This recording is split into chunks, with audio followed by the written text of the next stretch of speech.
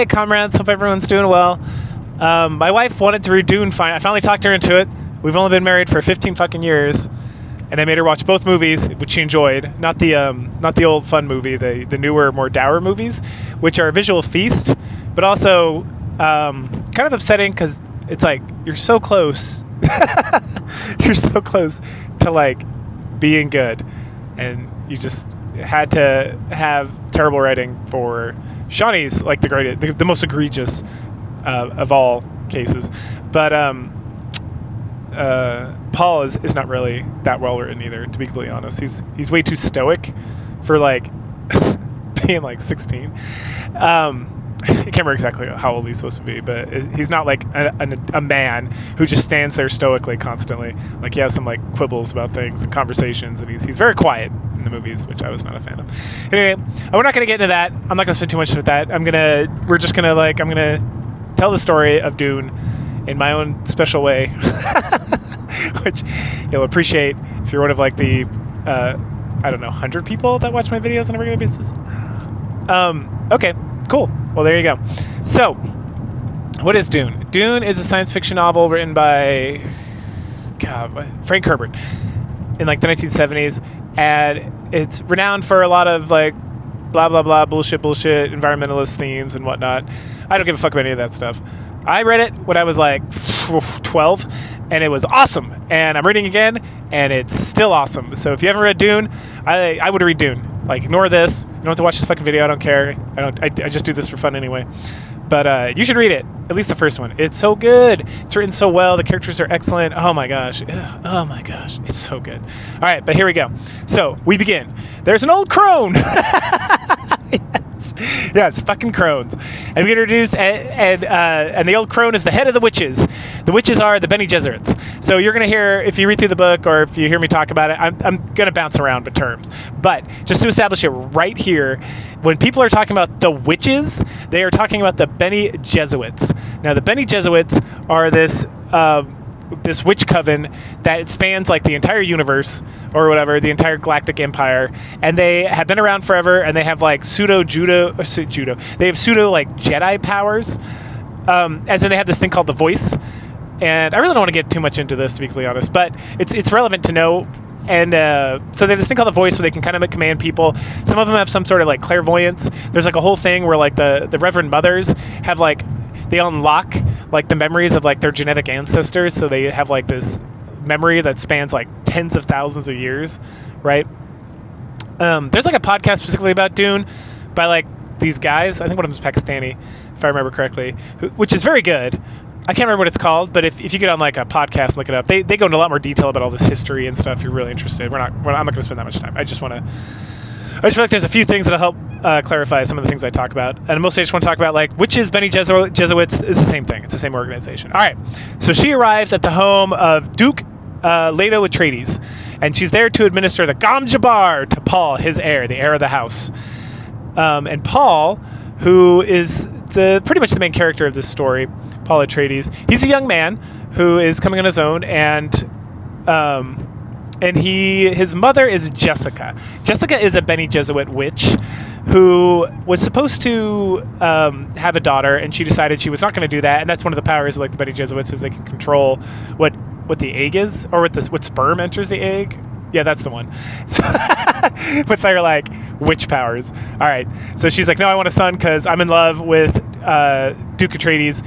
And they're not married because Bene Gesserit's like, don't marry, if I remember correctly. Some of them do, actually. But for some reason, they didn't get married. They just like were like common law marriage or something. So they've been together for a long time, at least 14 years. I'm trying to remember if Paul, I don't think it mentions it here, but he's like 14, 16, somewhere in there at this point. And he needs to be administered Gom Jabbar because he might be the, how do you pronounce this? Kazakh Satarak? I wrote it down. I know, I'm really bad with everything. Anyway, he might be like the savior of the universe or something and take over the empire and whatnot. That's like his role because he's a male who has like these powers and it like fills some of the prophecies and yada yada yada, a lot of witch shit. Anyway, so his mother is taking him to to meet with the Reverend Mother, and she's telling him about the Gom Jabbar, and she's like, I can't tell you anything about it, but it's like a test, and you just have to remember the thing I taught you about fear. And it's like one of the greatest things in like literature of all time is this mantra they have about fear. Fear is the mind killer. If you look it up, it is so good. Just look up Dune, Fear is the mind killer. It is so fucking good. It is like perfect. Like I wish I could hand this to every single person I do therapy with, because it's like you're letting outside forces control you, essentially. Like you have control over this shit. You have 100% control over how you feel. Did I just bite my tooth? Weird. Anyway, that's so good. Anyway, during this whole thing, we learned that Paul has these dreams that are kind of like clairvoyant, and also that his family is moving from Caladan, which is like a beautiful paradise kind of planet, to Arrakis. And Arrakis, we don't learn a lot about it, but we learn that it's important, and it's super important for like the Empire, and it's like a not necessarily that it's a raise per se. There's like this whole kind of intergalactic senate with like these lords essentially, and then there's the emperor, and we learn more about that later. Anyway, so they're moving to Arrakis, and they took over the spot of managing Arrakis, which we don't know why yet, but it is like the most important planet in the whole like Imperial Empire or whatever. And they took it over from the rival house, the Harkonnens, and we get more of them later. So anyway, so in the morning, after the Reverend Mother shows up and Paul's like thinking about all this stuff and having his dreams, his mother's taking him, and she's super concerned. And she's trying to put on like a good face, and the witches are very good at like hiding their emotions and not giving anything away, but Paul is like expert because he's been trained not only as like a warrior, and we'll get to that later, but also, and not only does he have like these natural capabilities, but his mother's trained him to be essentially a Bene Gesserit witch, even though he's a man, which is like very unusual. But it happens, mostly because most men are considered like animals by the witches, as in they're just like breeding stock. And part of this Gom Jabbar test, I can't get over that. It's so good. It's so fucking good, y'all. It's so good.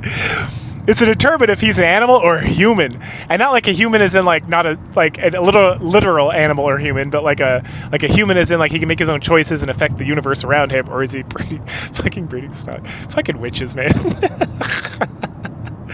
Anyway, he notices his mother's worried, and then he kind of notes that, and then he meets the Reverend Mother, and she administers the test. The test is he puts his hand in a box. Yes, a box. Not that kind of box, you perverts. Anyway, where he feels like immense pain in his hand, and it gets worse and worse. And at the same time, if he pulls his hand out of the box, she's going to stab him with this needle. Is that the Gom Jabbar? I think the whole test is called the Gom Jabbar. Anyway, and that'll kill him like instantly. It'll do like nerve damage. So, and this is where he does the mantra of like the fear is the mind killer. It's so fucking good. Anyway, so he suffers through and passes the test, and he mentions that it's like, as he's going through, it's like the pain is like indescribable. It's so intense, and he expects his hand to just be like gone, like just to be a puddle of mush when it comes out. But it's like there's nothing wrong with it, because whatever this box does and however it works, it's utilizing like, I think she's using her nails to like press on specific nerves to cause the pain reaction, because he pulls it out and there's like nothing, like it's not cut, nothing's wrong with it or whatever. And then she's like, I apologize, I got carried away. I guess I wanted you to fail. Because when she administers this test to like the witches when they're in training, she never uses that much pain. So he suffered like more pain than like anyone. Kisak Sadarak, I see it now. There it is. Okay, so anyway. So Jessica gets summoned in, and then they discuss the test, and they discuss being the Messiah, the Kisak Sadarak, or however you pronounce it. And we also learn about we learn about the Batlaharian Jihad, which is this thing that it doesn't go into a lot of detail, but something happened, and we stopped trusting AI and machines, and that becomes a point, because then she starts talking about mentats, and mentats are people who are like computers, and not like literal computers, like as in they're trained from like birth, and they have like special cognitive kind of powers where they can process like data like a computer, right? But not like a modern computer, like a 1970s computer, essentially. They can do calculations real fast. They can store things, like just lists and everything, and they're really good at drawing this stuff out. And it's like a whole group of like individuals that work for like the Lords and other organizations and whatnot. And then we also learn about the Spacing Guild. The Spacing Guild's like, so the Reverend Mother talks about how the Bene Gesserits have been around since the Jihad, but so has the Spacing Guild. Like they're like the two forces besides the Lancelot, which is like the Intergalactic Senate, and the Empire, that have been around for like and again, it's like tens of thousands of years, if I recall correctly, like a long fucking time. And the Bene Gesserits and so there's the space, like the Mentats and the Empire there to like give organization to space, and then the Spacing Guild is there because they're the only ones who can like travel through space. Since we got rid of like AI and stuff, they're the only ones who can like travel the stars and use like the light speed technology or whatever. And then Bene Gesserit, and this is when Paul steps in and he's like, "You're there to manipulate politics behind the scenes," and she's like, "Jessica." Like, how dare you? And she's like, "I never told him any of that shit." And she looks back at Paul and she's like, "How did you know?" And he's like, "I just put it together because I'm a fucking genius and I know what you people are doing, you witches." And she's like, "Oh my goodness." So that's right. He calls them out on being like they think they're this stabilizing force in the Empire and all that stuff. Then she mentions that no one has any idea, like it's a grand mystery how the Spacing Guild works, because they're able to do something no one else can do, and they don't know how or why, or they don't know how they're able to do it, like, which is the ability to travel through the stars essentially and keep the Empire like connected through trade and politics and all that stuff. Mentats. Lastly, she talks about the ancestral memory thing I mentioned before, and how the Bene Gesserits are only matriarchal, and that the eternal, like the heretical memory is only something that it's like matriarchal only, and that no man has ever survived the poisoning that gives them that kind of sight ever. So none of them have been able to have the patriarchal sight essentially. Okay, at that point we switch. That's the end of chapter 1. So chapter 2 we switch over to the Harkonnens, and they're the complete foil of the House Atreides. So House Atreides is very noble. They're very kind. They take care of their people. They're like all about the betterment of societies and stuff. And the Harkonnens are greedy capitalists. Yep. So again, it's Frank Herbert wrote this book. It was a environmental thing, but it was also kind of like a communist kind of thing, which still it's fantastic. So anyway, so Duke Harkonnens is meeting with what's his name? Pieter. Yes, is it just Peter? It's not Peter. It's like Pieter, and his nephew and the Duke's nephew Fade Ratha about their secret. And the secret is they're laying a trap for Duke Atreides. They've corrupted the Atreides house doctor. I can't remember what the house doctors are like a specific brand of like training where like they're incorruptible because like all the houses are trying to poison each other and betray each other constantly so they can get more stock in their portfolio. Like that's like legit. That's like legitimately what it is. It's all about this thing. We'll get to it in a second. But so the fact that they're able to corrupt the doctor and to get him to betray Duke Atreides is like a huge fucking deal. Right? Like, it's like, wow, we did such a good job. Good job, us. We're the best. And you find out Pieter is a mentat that Duke Harkonnens does not like and does not trust, but that he knows he can trust him in this one situation because the one thing Pieter wants more than anything else in the world is to fuck Jessica, Paul's mom. And he knows that with the help of Baron Harkonnens, if this whole plan goes through, they will capture Jessica and then Pieter can use her for a sex slave. Right? Essentially. And so he's super pumped about that. And Harkonnens, the Duke calls him out on it. Like the Duke Harkonnens is not like a cartoon villain. He is like a very sly and smart and thoughtful, and he's like an excellent villain. He's much better again in the books than in the movies, where in the movies he's almost just like he's like the fucking emperor from Star Wars, which is like he's kind of boring.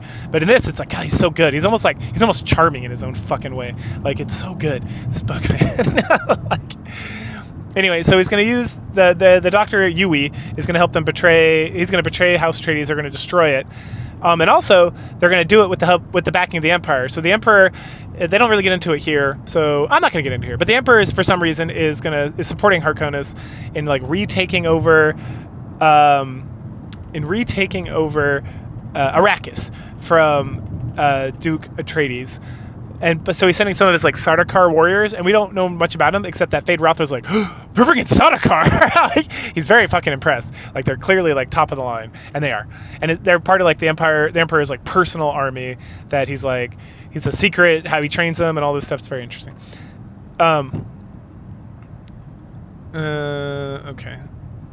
Okay, yeah. So once they defeat Duke Atreides and kill him, and Pieter gets a sex slave Jessica, they're going to be able to manage the fiefdom that will be created afterwards, because Harkonnens will not like directly manage, but they're going to like indirectly be in control of Arrakis again, as they were managing it before, but they lost like the rights for some reason that they really haven't gone into here. But they're going to get back, and then they'll have control over that, and they'll give them more stock in Chum, and Chum is the intergalactic, like, I don't even know. I don't know if it's like a corporation or if it's like like a Wall Street, but they'll just have the most stock. Therefore, they'll have the most money, and because they have the most money, they'll have the most power. And so Fade thinks about how Chum is actually the true power in the Lancerat, the interstellar government. We then get an image of the Baron, and he's a very corpulent man, like he's giant fat, and he has this like strange, like super science fiction-y technology bullshit that helps him like walk because he's too fat and corpulent to walk on his own, and so it kind of lifts him up. Let's see. Oh, and then at some point they're talking about like, what about Paul, and like, what about the people of Arrakis, like the Fremen? I don't know if they call them Fremen right now, but that's the people who live on Arrakis. But the Duke mentions Kaim. There's like a full name, I can't remember what it is. But Kaim gets mentioned as an agent of the Harkonnens who's going to help them be successful.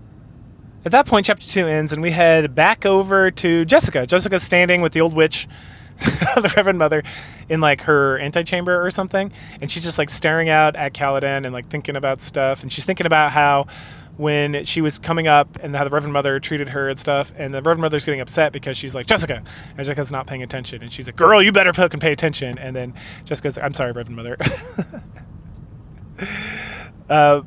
They talk about the witch's like actual daughters, or they get more into like Jessica choosing to have a son instead of a daughter, and like how that was selfish and bloodlines and blah blah blah. And they talk about Chum some as well, and how like the Emperor and his like forces own like 46% of Chum or something like that, and that is partially what gives him power, and that's why the Empire has so much power right now, and that's probably related to how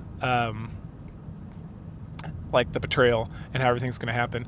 And then this is where the Reverend Mother kind of mentions that she can see the future somewhat, and it's not all clear, but there is some ability to do that. At that point, Paul, who's been like chillaxing in like a meditation chamber in the room, gets like summoned. So the Reverend Mother has a few more things, and what really comes up, she's like asks him some question, he like snaps back at her. She doesn't like the fact, she like doesn't like but also respects the fact that Paul treats her like an equal, because it's like, oh, maybe this male is going to be the Kessax or some bullshit. So they like go back and forth for a little bit, and then finally she's like, tell me about your dreams.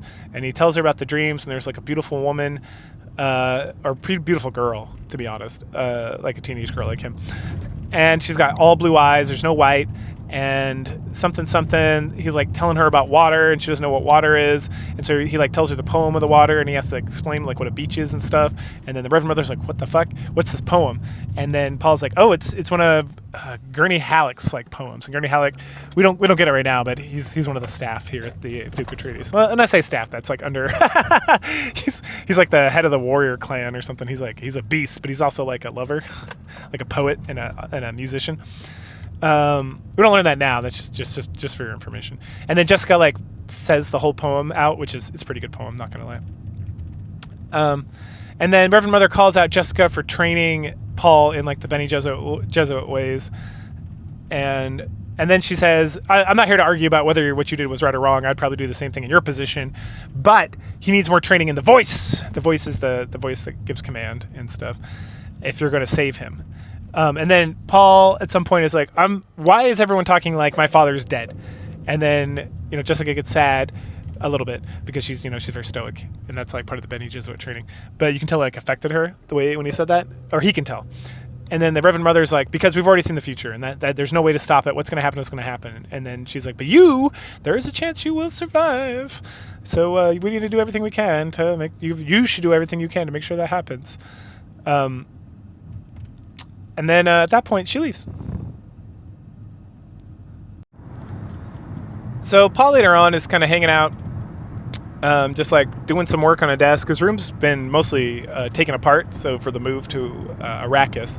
When the House Mentat, Howitt, he comes in and he like shakes his head. He's like, Paul's got his back to the door. He should know better, because clearly there's like a Game of Thrones kind of situation going here with like assassinations and whatnot. So, but then Paul knows he's there anyway, and he makes some comment, and then they have a conversation about how Paul, even though he can kind of like tell or he's very practiced or whatever, he should still never leave his back to the door, because you never know what could happen.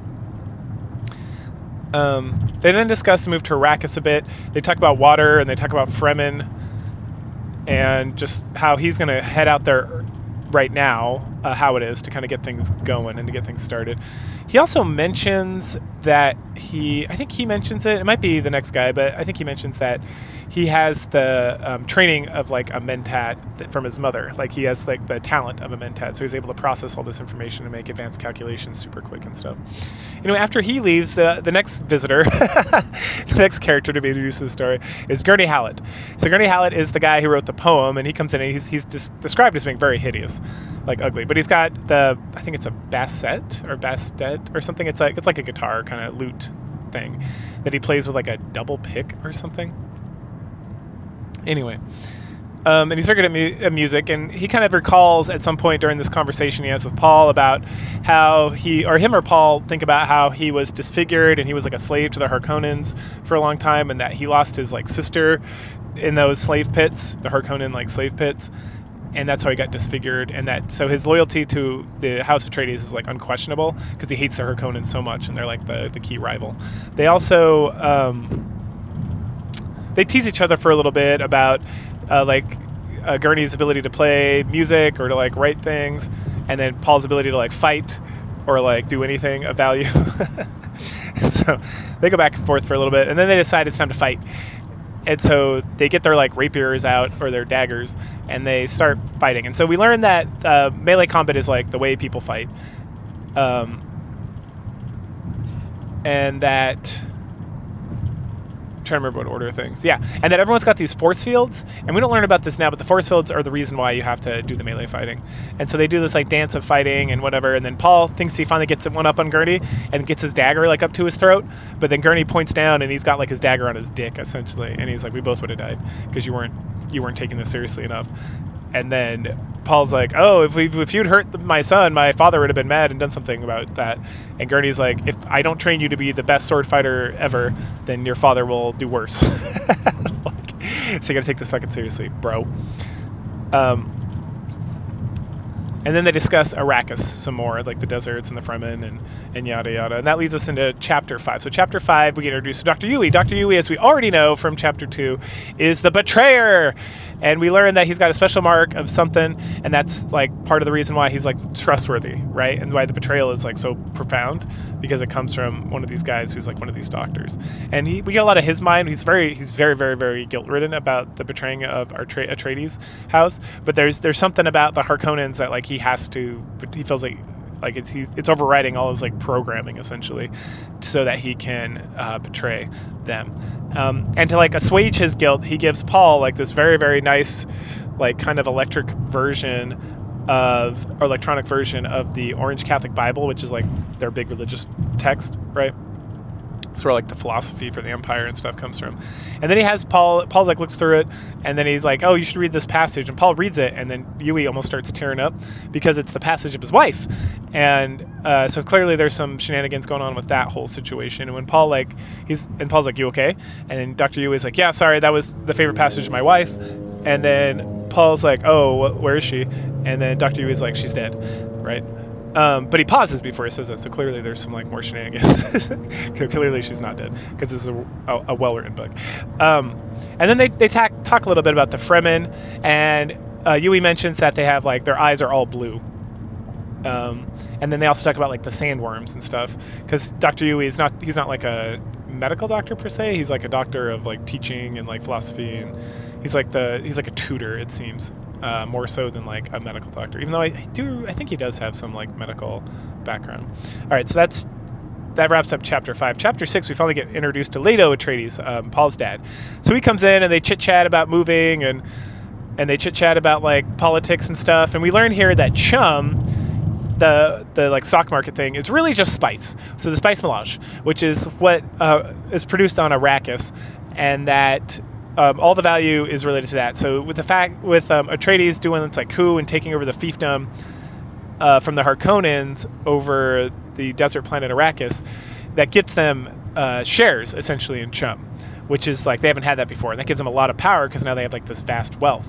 And then they start talking, and then Paul like brings up like well, they talk about the old witch, and then Paul brings up like his dad being dead, and that this whole thing's like a trap. And his dad's like, I know. And he's like, well, why aren't we doing anything about it? It's like, well, I am doing something about it. He's like, you should tell everybody. And it's like, well, if you tell everybody, like, I know we know that the Harkonnens are, planning something, that there's people who are out to betray us, and they're planning something. So we know where the knife is at, or where it's headed. So that gives us a play, but if that gives us power. But if we like start making a big fuss, people are going to start backtracking, or like, oh, no, you're being crazy, or whatever.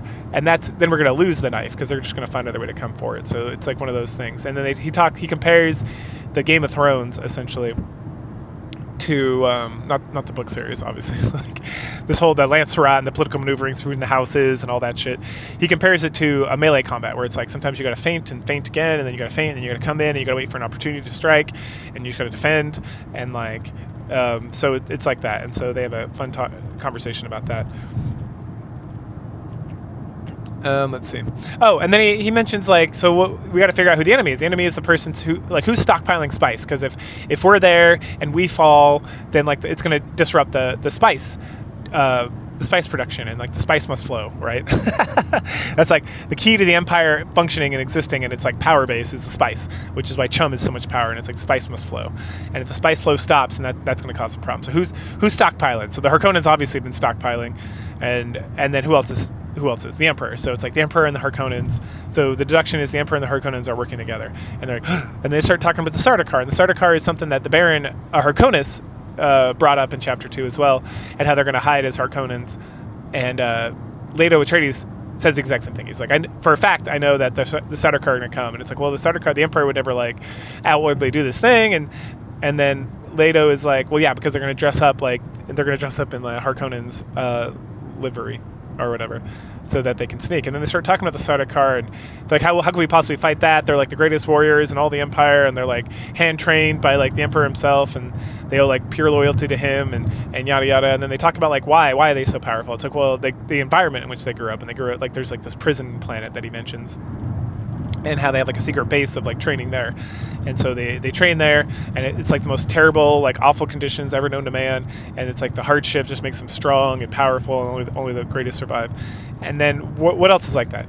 Arrakis is like that. And who lives in Arrakis? The Fremen. So now we're doing what's that stupid fucking thing the army said they did, and they didn't do in the Middle East? It's the Hearts of Mine. So they talk about how Duncan Idaho, another one of Duke Atreides' like close associates, or not associates, like one of the members of the house that's like trustworthy, was sent because he's a great warrior, and he's very charming, and he's very honest and earnest, to go like meet with the Fremen and start kind of like winning the hearts and minds, so that when they get there, they can see if they can ally with the Fremen to fight back against the Harkonnens and their, because the Atreides and the Harkonnens are like possibly evenly matched. But with the Sardaukar, they're going to get overwhelmed. But if they have the Fremen on their side, the Fremen are possibly as powerful as the Sardaukar, because they both grow like the harsh environments and the constant fighting and the constant like existing just makes them like a more powerful, like strong people.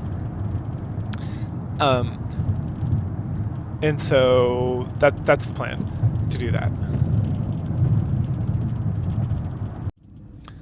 Chapter 7 picks up, and we're now in Arrakis, and Jessica is kind of standing around. She's unpacking, or like guiding the unpacking, because she's technically the Duchess, but they're not married, so not technically. But everyone in the house knows the deal. So she's looking at a painting of Leto's late father, and she's like, ugh, I don't know where to hang this garbage. I hate it so much. And then right as she's like thinking about stuff and being on Arrakis and how dry it is and everything they've kind of dealt with thus far, which this chapter 7 is really not that much, Leto comes in and they have a discussion. And first of all, he's like, what are you doing with that painting? And she's like, I'm gonna hang it here. And he's like, you're gonna hang it in the dining room. And she's like, no.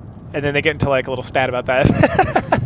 And he's like, yeah, you're going to hang it in there. And if you don't want to eat dinner in there because you don't want the old man looking at you, then so be it. You can eat in your room. And then he makes some comment about like her having freedom, and the whole reason they're not married, like the only reason they're not married is because he respects and honors her like decision, like her not having to do all this shit that she hates. Like she hates all the court stuff and all the hosting and whatnot. And so if she was the Duchess, she would have to like come to all this stuff per like what's expected. But because she's just like a consort or like a concubine or whatever they keep calling her, she doesn't have to. She can if it's like, well, I didn't invite her to come, because why would he? She's just some like whore, right? Not that he feels that way, but it's to allow her to not be involved in things if she doesn't want to be involved. Kind of, again, gives her more freedom to do what she wants and whatnot. But that's the only reason. So again, it's going back, like, everyone understands, like, she's the queen of the house. Like, there's not like questions about it per se. She just doesn't have the official title. Okay. And apparently this is a super big deal, so they got to hang like the boar's head, the bull's head that killed Leto's father, that still has the blood of the father, and the painting in the dining room while they eat, so they can look at it. Oh, and then we also get physical descriptions here. We find out that Jessica is like beautiful, that she's very feminine but very thin. So definitely the lolicons out there, this is your gal. Not that she's like no boobs or anything, but that she's petite. That she's kind of a littler and skinnier. And he even makes a comment that, like, when he was going to like purchase her, or to do the purchase agreement with the Bene Gesserit to be her, that there was that they were like, oh, she's thin, like she's very thin, and it's like, and he's like, no, she's got curves and whatnot, and she's very beautiful, because he's into that stuff, which fair. I concur. Leto, again, is being awesome. And we find out Leto's one of my guys, right? He's got olive skin, and he's fucking like dark hair, and like rugged, and like excellent. Oh, he's so good. Excellent. I forgot about that. I forgot he's like one of us. One of my people. Bueno. We also learn at this point that the poisoning, I mentioned this before, like the Game of Thrones, the houses against each other, that this poisoning is like a super big deal. And so they have these like devices in the rooms that like detect poison, so that people don't get poisoned. And that Jessica has like her own personal device in her room, because she eats so often in there, so that she doesn't get poisoned. Because otherwise they all eat, part of the reason they all eat in the like, dining hall is because it's got this poison tester thing, so that they can make sure there's no poison or whatever. Leto then tells Jessica that Paul's going to start being involved in like strategy meetings, and he's got to grow the fuck up, so it's time. And then he leaves. Oh, he also mentions that there's a handmaid, or whatever it's called, like a house assistant, and that she's an old Fremen woman, and that normally they would just like be like adios and then whatever, because they don't hold any loyalty, but that this lady specifically requested that she can stick around, but that's up to Jessica if she wants to keep her or not. But she's going to come in and like they can have that discussion. And then that's when Leto leaves. At that point, the Fremen, Jessica's like thinking some more and like angry about the painting some more. And then the old lady like shows up. Well, I don't know if she's old. She has like gray hair and very like dry skin, but it's just like the like tough looking skin. But it's just the nature of like the people here. Jessica mentions that she looks like dehydrated and like not wafy, but like she's hungry. Like someone who's kind of starving, but that's probably just how people have adapted to living in the desert here. So they have like a funny conversation, and Jessica starts using her like witch powers of observation and like deducement to like figure out what the lady's looking for and like what she should say to her, and like it's almost like she's able to read the woman's mind, because she can like she's interpreting like all the movements, and like when Jessica says stuff, like she makes some, I'm trying to remember what the word is. She says something about not master, but something like that, and the lady like perks up a little bit, and she picks it up, and so she says it again, and the woman's like pulls out this knife, and it's a crysknife. So crysknives in the world of Dune, the Fremen, it's like a super big deal. Like if you pull a crysknife, it's like someone's got to die or be cleansed. And so the fact that she pulled this out, it's like a super big deal. And so Jessica's like, you're gonna kill me with that? And the lady like says, like, is non-committal about the whole situation. She says it's for you, but it depends on like what you say or like what you do. And then Jessica's like gets a little like, she gets like secretly prepared to like fight back against this woman. But again, like I said, she uses like her Jedi mind tricks to like get the woman to like say the right thing, so that Jessica can respond with the right thing. And then the lady gets like real apologetic and like sheathes the knife, or like hands the knife over to Jessica, and she's like, do what you will, and she like takes off her like shirt so she can be stabbed to death. And Jessica just like cuts her a tiny little bit and is like, there, I spilled blood. And then Jessica starts thinking about, and then the lady like calls her like a reverend mother, and Jessica's like, the fuck, I'm not a reverend mother, and kind of says some other like cryptic stuff, and then she's like, oh yeah, the Bene Gesserits like dropped like a lady here, like a Bene Gesserit witch here like 10,000 years ago or 1,000 years ago or something, and she started like preaching about the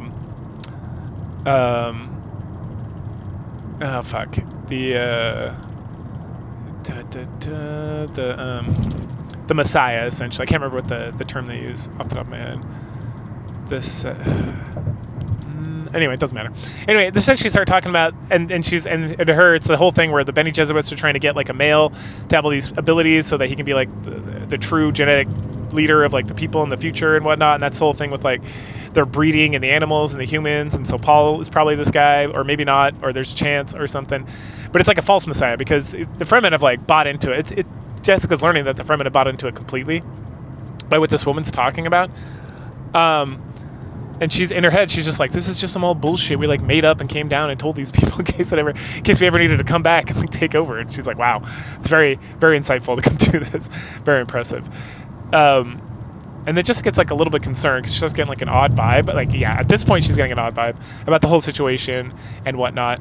And so she like wants to go and check on Paul, her baby boy. And so she like orders the woman to like put her clothes back on and then to like hang the stuff up in the dining hall and unpack more stuff and kind of get stuff set up. And like that over there is going to be like Leto's office and such and the rooms. And then she like takes off. And then the lady like puts her clothes back on as Jessica's running off and is like says something cryptic about her being like the mother. And then like I feel so bad for her. She's like, poor thing. Well, everybody thought he was asleep, but he wasn't. Paul was awake the whole time. He was listening to Yui and his mom chit-chat about whatever, but he was pretending to be sleeping because he wants to sneak out. And right as he's about to move, he senses something. And it's a hunter-seeker drone. And these hunter-seeker drones are these little kind of like bug things, and they go in and they like poison and kill people. So, but for some reason, they can only like sense movement, or like they're being operated by somebody, right? They're not like a machine because machines can't exist. So someone's operating this thing, and it's trying to find out where Paul is, but for some reason, whatever kind of broadcast or sensors it has, it's going to key in on like movement. So if no one's moving in the area, then it's going to have a harder time, or it can't find the correct target or something. Anyway, and so Paul's like preparing himself to just snatch it real quick and smash it. He's like thinking about like where the poison is and where he needs to grab it or whatever. And then the door starts to open. He's like, ruh-roh. And it's that Fremen woman that his mom was talking to earlier, and she's coming to fetch him. So right as she opens the door, the hunter thing like turns to like go do that, and then Paul snaps it out of the air and kind of he like holds it real tight. And she's like, oh my gosh, thank you, I owe you my water or something. And he's like, no, you're fine, don't worry about it. And then she's like, hey, your father's summoning you, so you gotta go. So chapter 10 then takes us to Jessica, and she's wandering around and she finds this like secret room, and she found it seems like it's the same day. So she's found it, and it's got some sort of like trick to open it, but then she's able to open it. And inside it's just like filled with water, like plants with water. There's like auto water systems going. And she like recalls how like the Fremen workers in the house would like totally avoid this place with like disgust. And it's because it's like a big waste of water. It's like a sign of complete opulence here. While she's there, she finds a message from another Bene Gesserit woman. I can't remember her name.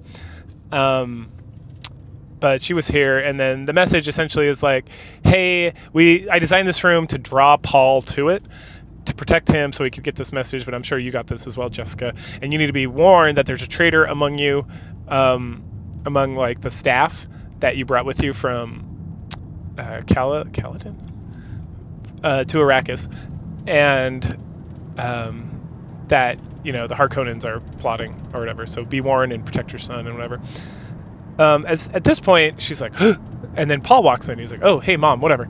Hey, I got this thing. And so he shows the hunter killer, and he shoves it in the water. And she's like, what is that? And he tells her, and she's like, hold it under the water for like this long, so it completely destroys itself. I'm like, all right.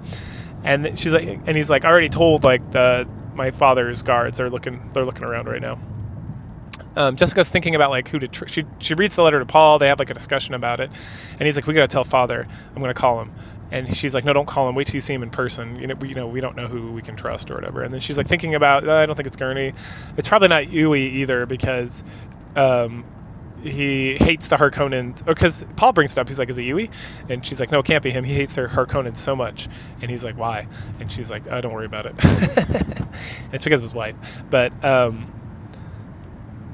then so then chapter 11 we go ahead a little bit of time, and it's Leto. And Leto is standing somewhere waiting for his the last group of his troops to arrive, being led by Gurney. And while he's doing this, he's seething, and he keeps thinking like, they tried to kill my son, and he keeps repeating that over and over and over again. Or they tried to take the life of my son. Eventually the guys show up, they like salute. Gurney shows up, they have like a little chit chat about what's going on. Leto he doesn't tell him about the assassination attempt, from from what I recall. But he tells him, like, get these people set up, get them ready. We have these workers who are going to, like, leave. Do what you can to get them. Like, give them, like, a price increase. And then Gurney's like, they're not going to pay that much. So you're like, your 20% increase isn't going to do much. And he's like, just do what you can. I trust you. And Gurney's like, all right, I'll go take care of it. And then Leto runs into, like, his propagandist. And he's like, hey, get the men. Tell them about, like, the women. And, like, all this other stuff. It's pretty good. And then he's, like, so tired because he's, like, just, you know, he keeps thinking about, like, he's stressed out because they tried to assassinate his son. And he keeps repeating that in his head. And he's like, I need revenge. I want revenge, revenge, revenge.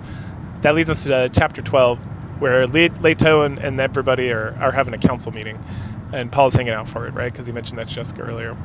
They talk about, like, spice and Chom shares are just, like, spice related and how much money they're going to make from doing this. And then we got, what's his name? The Mentats in there, like, doing calculations and explaining things, talking about the Fremen and everything. And it's a lot of math shit and a lot of, like, he's, like, rolls his eye backs and he's like, math. Production. We found this. We found the Harkonnens, like, sabotage this, and that there's some, like, local gentry that are, like, still loyal to the Harkonnens, and, like, we're gonna raise taxes on them and, like, really put the pressure on them to, like, stop being such assholes and whatnot. And then at some point, Duncan Idaho comes in, and Duncan Idaho's a stud. He's been out here, like, hanging out with the Fremen, like, doing stuff, like, trying to build, like, connections and, like, wins the heart and minds so that the Fremen can help, because they're gonna be an even match for this Sardaukar. All right. So he pulls out this, like, crysknife, and he's like, look what I found. There was, like, this guy we were chatting with, and he got jumped by, like, Harkonnens men pretending to be Fremen, and we saved him. But then he died anyway, and he gave me this knife and said, keep this as a sign of trust or whatever. And then right as somebody, I think it's I think he hands it over to Leto. Does he hand it over to Leto? No, I think Duncan Idaho's about to, like, open, like, take it out of its sheath, and then someone else comes in, and he's like, stop! Don't do that. And then we go back and forth, and it's pretty good. And this is like a Fremen leader. I'm trying to remember his name is off the top of my head. Do I have it written down here? There's so many names. I don't remember his name off the top, but it'll come up. It comes up a lot, so we'll get there. So he discusses the Fremen leaders, like, no, if you take that out, it's a sign of trust, and they can't take it off the planet, and this and this and that and that. And Leto's, like, running stuff in his head and, like, watching this guy, and Duncan Idaho and him are going back and forth, and this guy's going back and forth, and he's like, I will not. Here, you want the knife back? And he's like, no, I trust you. And then the guy's like, Duncan Idaho is a truly noble and respectful man. I wish he would serve with us. And then they have a conversation about dual loyalties, how Duncan can serve both Leto and the Fremen leader over here. And they agree that that's fine. So Duncan Idaho's going to go with them, with the Fremen, but he's going to work as kind of like a liaison for Leto. So he's going to be part of both groups. And so they swear allegiance. And then at some point, this guy spits on the table in front of Leto. Stilgar, that's his name. Silgar? I think it's Silgar. Anyway, so he spits on the table, and we get a shot kind of like a silt suit, and these are the suits that keep, like, the sweat recycling and the pee and everything, so they don't lose any moisture. And they come up a lot later, but it was brought up a little bit earlier that the Fremen, like, sent some silt suits or still suits or whatever. But and then Paul's, like, looking at him because the guy he has like a hood, and then he fidgets around with something on his face, and then he takes the hood off, and then he puts the hood on and, like, fidgets some more and, like, leaves with Duncan Idaho at that point. But yeah, so he spits on the table, and then everyone's about to get up and, like, fight this guy because he spit on the table in front of the Lord, and then Duncan's like, stop, and then he spits on the table too, and that's, like, the sign of, like, trust and loyalty, right? Because he gave him some water, which is, like, a big freaking deal here, right? So it's very good. It's very good. The whole time Paul's, like, commentating in his head. He's like, that wasn't a great meeting. Like, Leto usually can get people pretty juiced up. My dad can get people pretty juiced up, but this time it's not really happening. People seem pretty, like, dour about their situation and what's going on, and part of it's like, the Harkonnens are bringing in, like, X amount, and we're going to be bringing in, like, 1/10 of that, because we got to, like, rebuild everything, and they left us, like, crappy parts, and they, like, let stuff out to rot, and, like, they really, like, sabotaged our ability to produce spice. And then, going back to, like, there are people who have, like, spice reserves or whatnot, so. He then reflects about, like, the crone conversation with the old crone from earlier, and talks about, he's like, man, I think my dad is going to die. There's nothing can be done for him. And he kind of bumps him out a little bit. He then asks his dad about the situation, and Leto's like, hey, kiddo, don't worry about it. We got it under control. And Paul's like, I don't think you do. Now, at this point, Leto's pretty concerned about the whole Harkonnen issue. So he meets with his mentat, Howat. Not to be confused with Gurney Howlett. They discuss that the Harkonnens have tons of stockpiles of spice and stuff. And then Leto's like, I want to sabotage them and put a little hurt on them. So let's send Duncan Idaho and some of our Fremen to head over there and destroy the shit out of it. And then Leto also mentions to Howat that he feels like something's amiss. Howat reveals that they intercepted like our Harkonnen patrol, and that they got a piece of a letter, and it indicated that someone is going to betray Leto, and that person is very close. And Howat thinks it's Jessica. Leto cannot believe it, because obviously it's not Jessica, because she loves him. But and he's right, it's not. But he's like, Howat's like super concerned, and they go back and forth, and then he's like, all right, Howat, you can monitor her if it's going to make you feel better, but I know it's not her. And then after that point, he heads out and goes for a little walk. He's getting mad as he's watching the sunrise over the and the dew collectors, because water and moisture and shit. He reflects on his place here in Arrakis and what it means, and what's he gonna do and all that kind of stuff. A little bit later on, Leto and Paul are discussing the investigation by Howat, the investigation into Jessica. Paul is instructed by his father that he needs to make sure that Jessica knows that he never believed for a second that she's the betrayer, and that he just like had Howat do it to get like Howat off his back, essentially. And then Paul thinks about whether he should tell his dad that his dad's going to die, and there's absolutely nothing he can do about it. He decides against it. And then he also gets very concerned about himself, or about Leto, his father, and his like whole nihilistic approach. Like, it almost seems like there's no reason to tell him, because his dad already knows that he's going to die. They talk a little bit about marrying Jessica and why he didn't do it, because he wanted to give Jessica some freedom and didn't want to tie her down to these bonds, and how she hates it and everything. And then they talk some more, and Leto's being very much like, oh, the regrets I have, or the things I could have done. Like, he's talking like he's on his fucking deathbed, which he kind of is.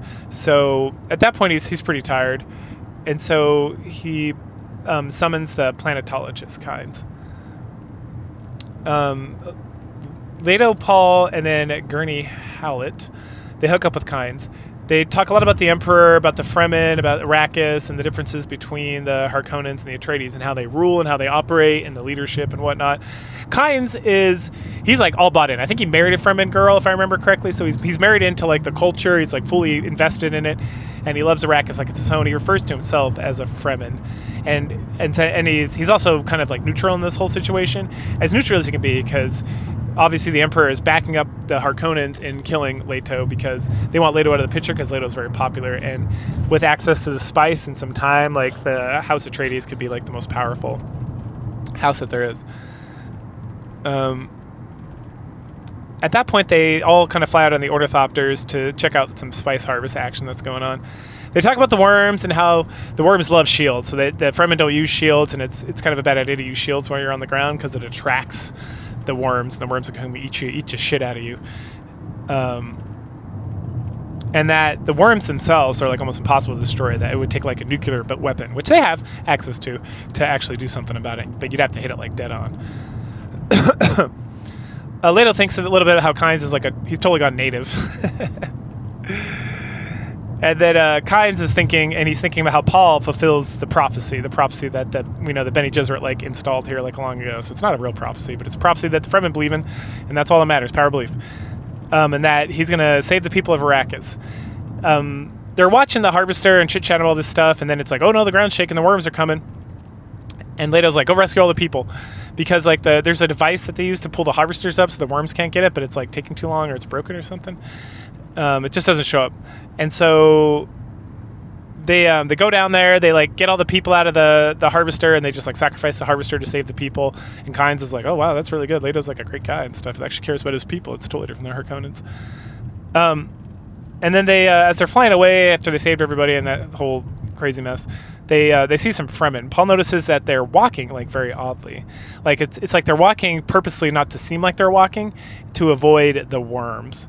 Right? They're like not shuffling. They're like grazing their feet along or whatever. If you saw the movies, you know what it looks like. Because any kind of like hard thud, just like a human walking, will draw the attention of some worms. There's like worms all over the place. Leto's pissed.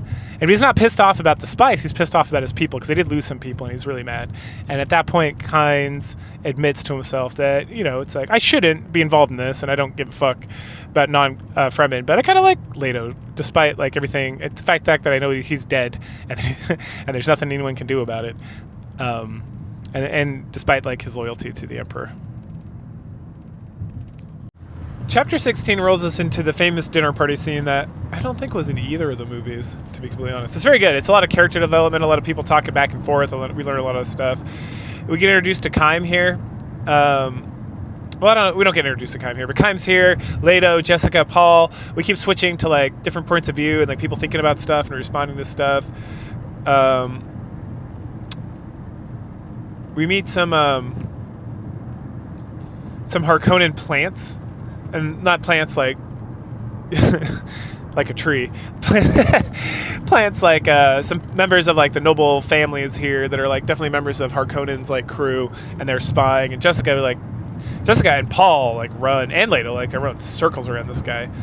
At some point after they're just like chit chat, all this like fun stuff, chit chatting, flirting, kind of talking about stuff. Leto gets called off for some security issue. And then Jessica gets a letter from him later about laser rifles being smuggled in. They found a bunch of laser rifles, which is a pretty big deal because you can't really use shields here in Arrakis. So the whole thing with the shields, I kind of broached this a little bit before. So in the world of Dune, they have everyone has got like personal shields, and if you shoot a shield with like a laser rifle, it creates like a nuclear blast that will kill like everyone in the radius, including the person who shot him. So it's not really an efficient way to do things. So that's why they use like melee combat, because the shields don't protect against like slow moving objects. So there's like people use like dart guns or like the way they fight with the swords. And this is not really explained in this book ever, I don't think. This is something I learned about because I read like more extended lore stuff that came up. But essentially like when they fight with the shields, they gotta like slow down at the last second to like pierce through whatever the shield, because if they go too fast it'll just ricochet off. And that's why I don't use bows and stuff either. So if they got laser rifles, it's going to be pretty easy for them to like massacre everybody because they can't really use their shields to do anything. So after she gets that information and thinks about it, the party ends, which leads us into chapter 17. At this juncture, Jessica is awoken by a drunken Duncan Idaho. Duncan Idaho's like wandering through the halls, jibber jabbing or whatever, and then while she's trying to calm him down, he calls her a traitor. And then at that point, she kind of realizes that this is the reason that Leto has been acting, or not just Leto, like people in general have been acting very odd. So she summons Fufair Hawat, who's the Mentat guy who really suspects that it's her. They have a conversation about her motives, and then she demonstrates some of her like witch magic to him, like the voice and stuff like that. But it's not enough to end all the thoughts. Like, essentially, it's like, why would I go through all this stuff when I could just kill him at any time? Like, what's the point of all this? Like, if I was going to betray him, it would be so much easier than, like, I have all these things I can just do. And he's like, I don't know, you still did it. I believe it's you, but I don't have proof, but I'll prove it someday. But he's like, well, it does make him question a little bit whether it's her or not. Then into chapter 18, Leto is sitting around thinking about a report he got from Gurney Hallett. He decides that he needs to go to Jessica to clear some of the air, and on his way out, he sees a dead man. It's a smuggler from the dinner. Yep, there was a guy who's like a smuggler from dinner. And then he hears some strange sounds and finds Jessica's maid, the Fremen lady, and she's dying, and says Yui. And then at that point, he hears more noises from towards the generator room. So as he's kind of headed that direction, Yui shoots him with a poison dart, right? He doesn't have his shield up or anything. So Yui then runs up and tells him that he needs to get close to Baron Harkonnen, but Baron Harkonnen will never let him get close. So he's going to use some of like the trickery. He's been using all the trickery that his like wife taught him because she was a Bene Gesserit, to see some, to get info from his face. So essentially he's like, I'm pretty sure my wife's dead, but I don't know if she's dead, but I want to make sure she's dead so that I can get revenge and feel good about it. And so I need to see Baron Harkonnen's face, but I can't get close to him. The only way I can get close to him is through Leto. So that's why he betrayed Leto, because he's going to like deliver Leto over to him, and then he'll be able to see. And then at that point, there's a plan. So he takes out like his tooth and puts in, like Leto has like this false tooth. So he takes out the false tooth and puts in this other tooth that when he crunches down on it, it will release like a giant poisonous gas that will kill like everybody in the room. And so he's going to use that to get his revenge. So it's going to kill him and everybody else.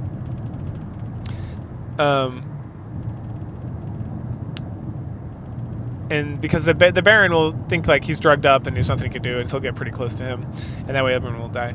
In return for doing this, so essentially he keeps telling like Leto like, hey, when you get close to him, make sure you bite the tooth, make sure you bite the tooth. If you remember anything, bite the tooth, bite the tooth, bite the tooth, bite the tooth, bite the tooth, because he's all drugged up, right? But he tells Leto that if he does this, if he bites the tooth, then he will ensure that Paul and Jessica survive, because he has nothing. He likes Jessica and Paul, and he likes the Leto, but this is like something that's driving him to like override his like doctor's training, which they have like specialized training where they have to be like honest and take care of people, but like because of his like rage at the Baron for like killing his wife and his love and all that bullshit, then he's able to kind of sort of override it. At that juncture, Leto's like, bite the tooth, save Jessica, save Paul, and then he passes out. We switch over to Jessica in chapter 19, and she wakes, but she feels very sluggish, and she realizes that she's all tied up. And then she also remembers that she was drugged earlier as well, so a lot of people were drugged. So she uses some of her witch magic to figure out stuff about people, where she is, and all that stuff, such. And then when people start coming to like where she's at, she pretends to be unconscious. And then they come in, and they're like, hey, we know you're awake. And the drug was timed, so we know that the drug like wore off already, so there's no way it could be causing you this problems. And this gets Jessica to realize that it's Yui who's the traitor. At that point, we get Peter coming in. He's the Baron Harkonnens' mentat, if you'd forgotten. The Baron and Peter go back and forth about him getting Jessica or getting to be the Duke of Arrakis. Remember, because originally the whole thing was like he was going to get Jessica so he could like fuck her. But the Baron has, like, not other schemes for Jessica, but mostly he has other schemes for Peter and for Arrakis and what he wants to do here. And a lot of it involves his nephew, Fade Rotha, which he doesn't really get into too much here. But essentially his overall arching scheme is that he wants to trick Peter into taking over Arrakis because he knows Peter's going to be a terrible leader, and that he can kind of, like, force him to be a little more strict with the people and really drive him, like, to hate him. And then, like, Fade Rotha can come in and, like, kill him and take over, and then everyone will be super excited, and then Fade Rotha can be like he's like the heir apparent of the Harkonnens bloodline or whatever. So they go back and forth about that, and finally Peter's like, yes, I do like that idea. Because the eventual deal that the Baron comes up with is like, all right, you can have Jessica like I promised, but then we're going to exile you and you're going to go away and you're going to have to like figure that out on your own. But if you take the duchy of like Arrakis, then everything will be good to go, and you can like read it. And as Jessica's watching this, she's like, that guy's a total fucking liar. She knows that something's going on. And then we get, it's bouncing around like perspectives, and the Baron's like super pleased with himself because he gets Peter to be like, yes, this is what I want to do. At some juncture around here, with the boys talking, Jessica kind of realizes that the Emperor is somehow involved with this whole experience.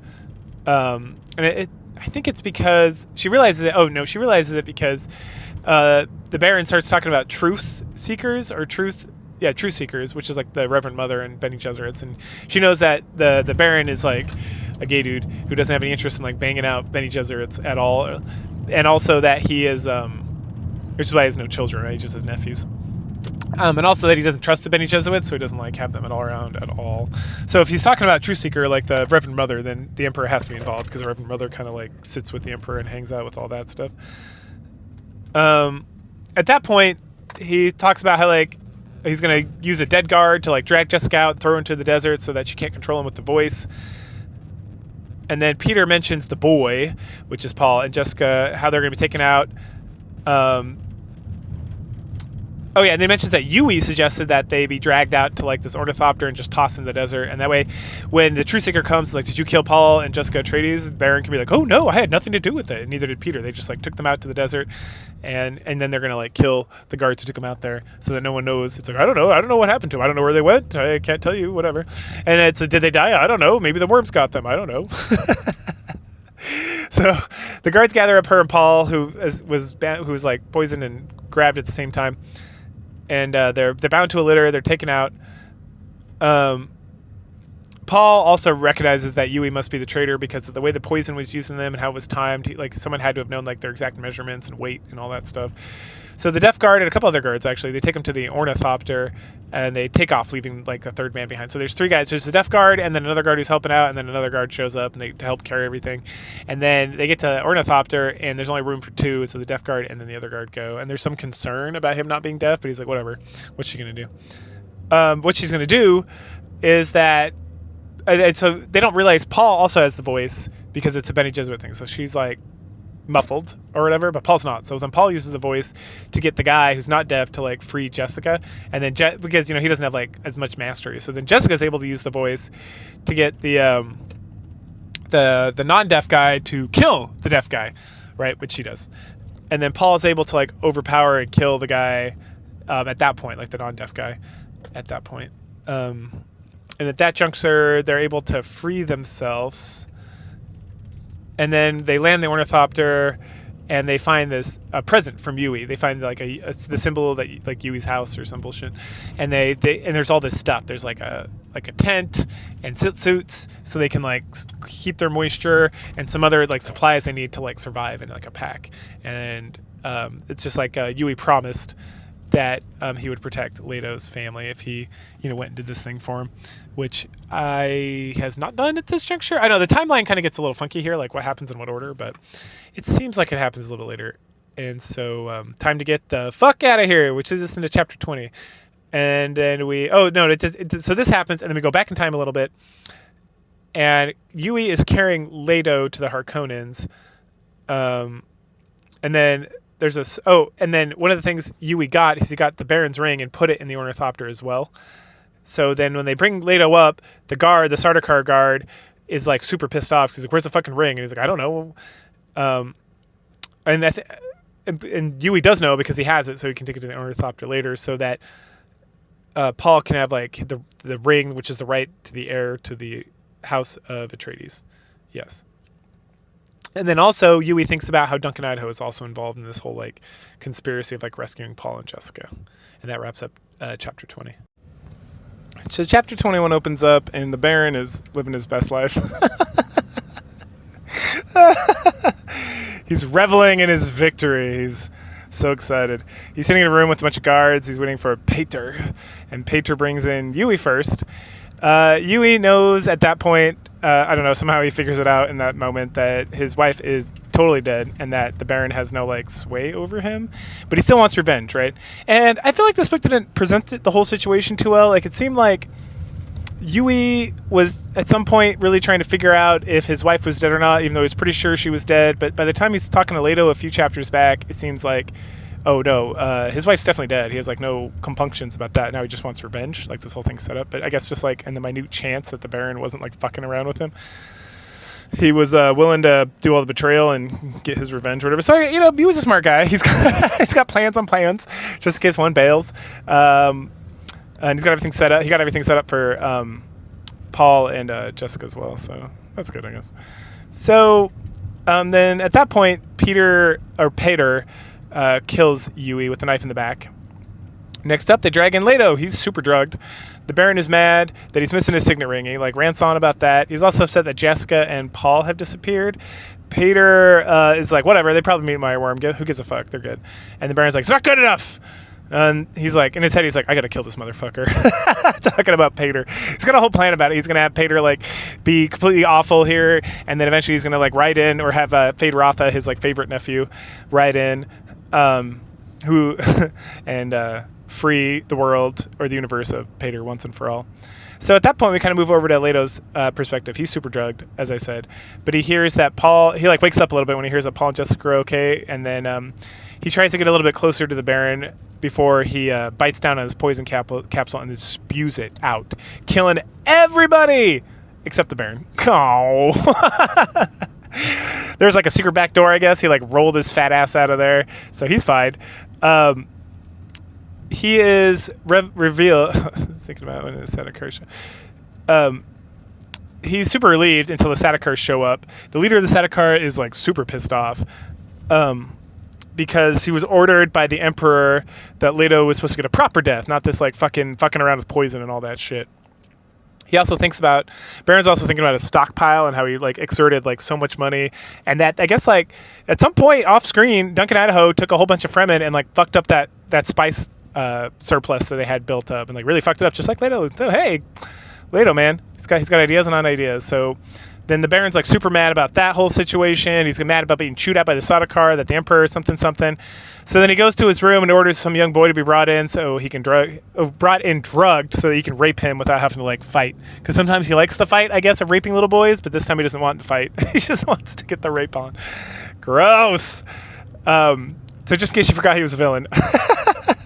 And he specifically states that he wants a boy that looks just like Paul, which is extra super gross. But he also thinks about fucking his nephew, so, you know, that's that. Chapter 22, we flip back over to Paul and Jessica, who are in the desert in the silt tent. Paul's thinking about a lot of stuff. He's thinking about his dad, Yui, his mom, Duncan, Idaho. The biggest issue is that he feels like he's being too logical right now. He's not feeling his emotions. And that his mom is, like, Jessica's really losing it in the terms of, like, mourning for Leto's death. And that Paul's just looking at it like, oh, Baron's dead. I guess I'm the Baron. Something, right? They go back and forth on like grief and what grief means and doing all that stuff. And then she talks about how she needs to train her with more purpose. She needs to train him with more purpose. And they talk a little bit about his foresight, how he can see things in the future and all that stuff. And at this point, we learned that from Paul, he's kind of like figured it out, that the Spacing Guild uses precognition to pilot. And that's what the spice is for. That's why the spice is so valuable. Like, no one really knows why the spice is so valuable or why the Spacing Guild needs it so much, except like select few people. They just know it's valuable. But it's valuable because without the precognition given to like the Spacing Guild navigators or whatever, they wouldn't be able to fly through space, and then the Empire would completely fall apart. It doesn't go into too much detail about it, but that's why. He also understands things that he shouldn't, like dun dun dun. Him and Jessica are Harkonnens. No, that's why it's even more gross that the Baron wants to fuck Paul because it's his grandson. What? Yep, and Jessica's the daughter of Baron Harkonnen. Wow. Also, she's pregnant, and she's like, I just figured that out, but also that it's a girl, and even knows her name because he can see into the future. He tells Jessica that Leto always believed in her, and that he is 100% for sure dead. At some point, Duncan Idaho comes to save them, and then he goes and looks into something. So, like, off screen, he, like, came and helped him set up the tent and, like, saved them, but then he, like, went off, so he's probably dead. So Paul sees two paths forward. He sees one where he leads an interstellar... This is, like, his super precognition. This is not him just, like, making plans. He sees one path where he leads an interstellar jihad and resets the whole galactic order, and he's very scared of that path. And then he sees... and on that path, he is not the Kwisatz Haderach, like, which is like the Messiah, the Savior. He's the seed of the Kwisatz Haderach. So he's not the one who's going to save the universe, but he's going to be like the father or the grandfather of the person who's going to save the universe. After all that crazy nonsense, he cries for his father, and part 1 of Dune 1 ends. Part 2 picks up, and we reset the chapter. So chapter 1 of part 2. Paul is like, I am now the parent, and Jessica, because Jessica's still trying to cope with the loss of Leto. She's having a real hard time. Also, she's struggling with the fact that she's a Harkonnen, because I guess she never knew that. Paul finally gets her out of the tent, and it's a night air. He mentions that Duncan Idaho told him that if he has not returned, that it's because he's captured, and that they just have to like move on with their day. They see some lights and such, and from clearly like Harkonnens trying to hunt down the rest of the Atreides. Like there's like a whole talk at some point about them using like artillery to like blast like these caves in like the hills, right? Because the sand is super dangerous because of the worms, but like in the hills and stuff, you can they're blasting shit out of it to kill them all. And so at that point, it's time to flee, which takes us into chapter 2. Chapter 2, we are with Hallett, who has survived with 20 men. This is Gurney Hallett. He's the head like combat operator guy. Like him and Duncan Idaho are like some of the fiercest fighters in the whole galaxy. So good for him. He recalls getting the report about the attack. He flew and he's been hiding out. Oh wait, no, not Gurney Hallett. I'm sorry. This is Fufir Hawat. I get them mixed up. Okay, so Fufir Hawat is the Mentat. So he escaped with 20 men. When he found out about the whole thing, he's been hiding. He then gets approached by Fremen, and they're having a fun conversation about water preservation, about wounded men, about utilizing the water of those people. Yep, very Fremen stuff. Fufir Hawat he's having a real tough time. The conversation eventually turns to like their artillery use, and the Fremen mention they killed a bunch of Sardaukar and that they fucking punked him hard. And then Fufir Hawat is like super stunned. It also gets brought up that they captured some of the Sardaukar, and he's like, the fuck? How? They're like the greatest fighting force in the whole universe. But nope, the Fremen are even better. We get some more conversation about Fremen culture, about water, taking water from the dead man, making a bond of water. The Fremen, and also that the Fremen use like these bats as messengers. So then at that point, the Fremen head out. They're going to draw some attention away, and then they're going to like murder some more Sardaukar, which they do, and then they capture an ornithopter.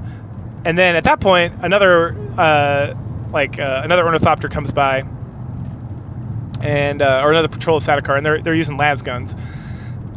Another ornithopter comes using las guns. The Fremen capture that ornithopter, and then they trap a personnel carrier, and it's like they lose like 3 Fremen and kill like 300 Sardaukar. And then the guy's like, that's a good use of water. And then right before they can move out of this area and like get clear and go to like a Fremen siege or whatever, they get assaulted by Sardaukar. And what happens to them? We'll find out later. Chapter 3, we head back over to Paul and Jessica, and they meet up with Duncan Idaho. Hey, he's okay. Awesome. And he's with Kynes, along with some other Fremen. They see like an explosion nearby, and it's laser guns hitting shields, which creates like a nuclear reaction. So it creates like a super giant explosion. And it was a trap for the Sardaukar. Haha, suck it. Sucks ass to be you guys. Cates thinks about casting his lot with Paul, because Paul wants to reclaim Arrakis. He wants to turn it green. And so Kynes is like, I don't know. I'm not really involved in this. I'm like a member of the Empire and yada yada. But he sees a lot of potential in Paul and the whole situation, so he decides he's going to stick around. At this juncture, they head to like an ecological station to hide. And then there's a whole bunch of bats, right, for the messaging and whatnot.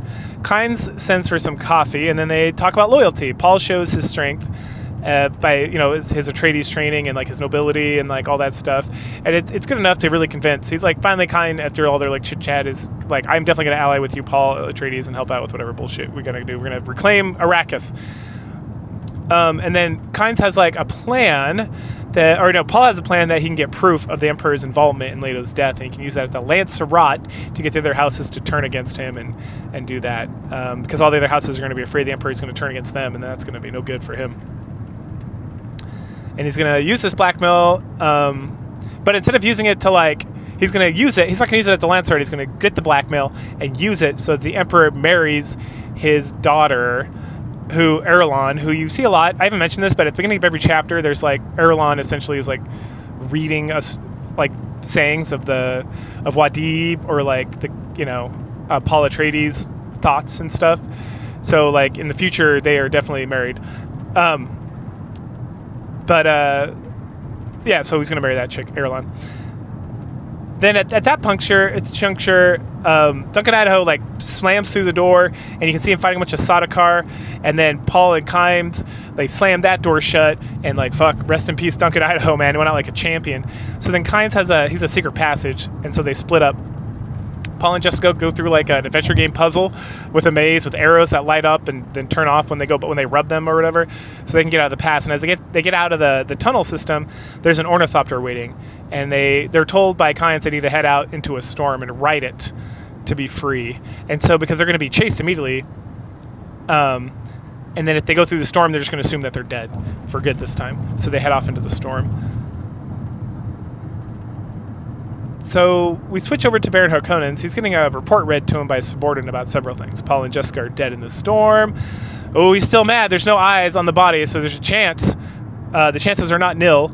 Then the Sardaukar, who like invaded the little research station, they've captured Kynes. They've also captured Fufair Hawat. The Baron gets excited about Hawat. He lost Pater, so he really needs a new Mentat, and Hawat's a much better Mentat than Pater, who is kind of more of an assassin Mentat, it seems.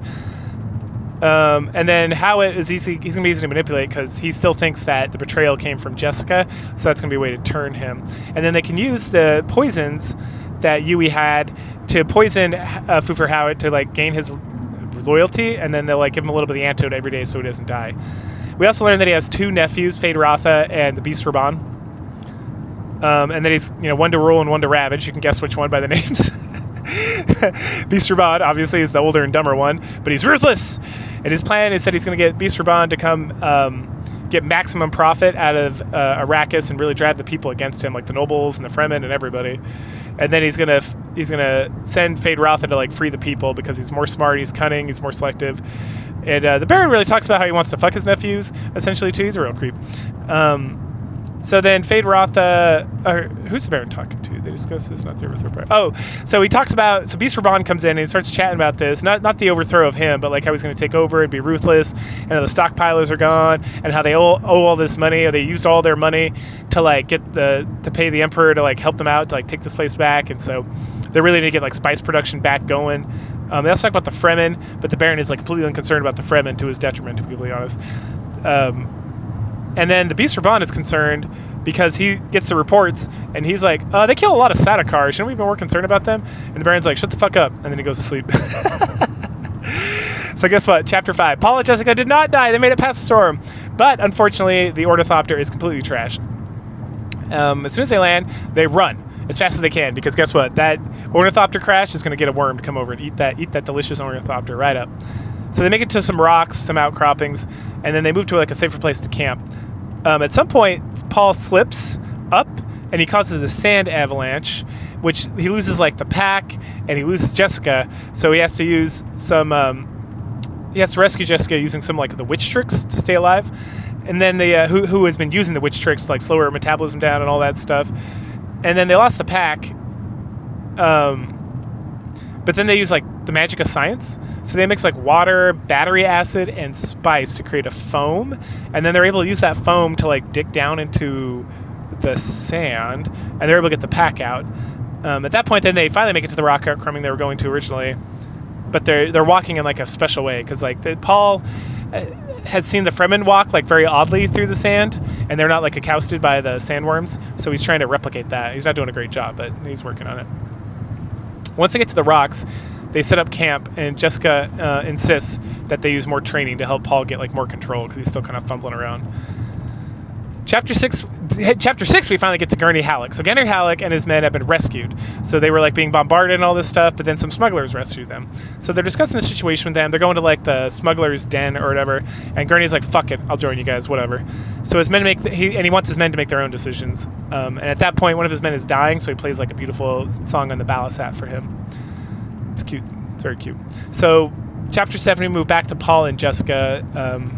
So they wake up, and they plan a journey near the rock, so they can stay away from like the worm business.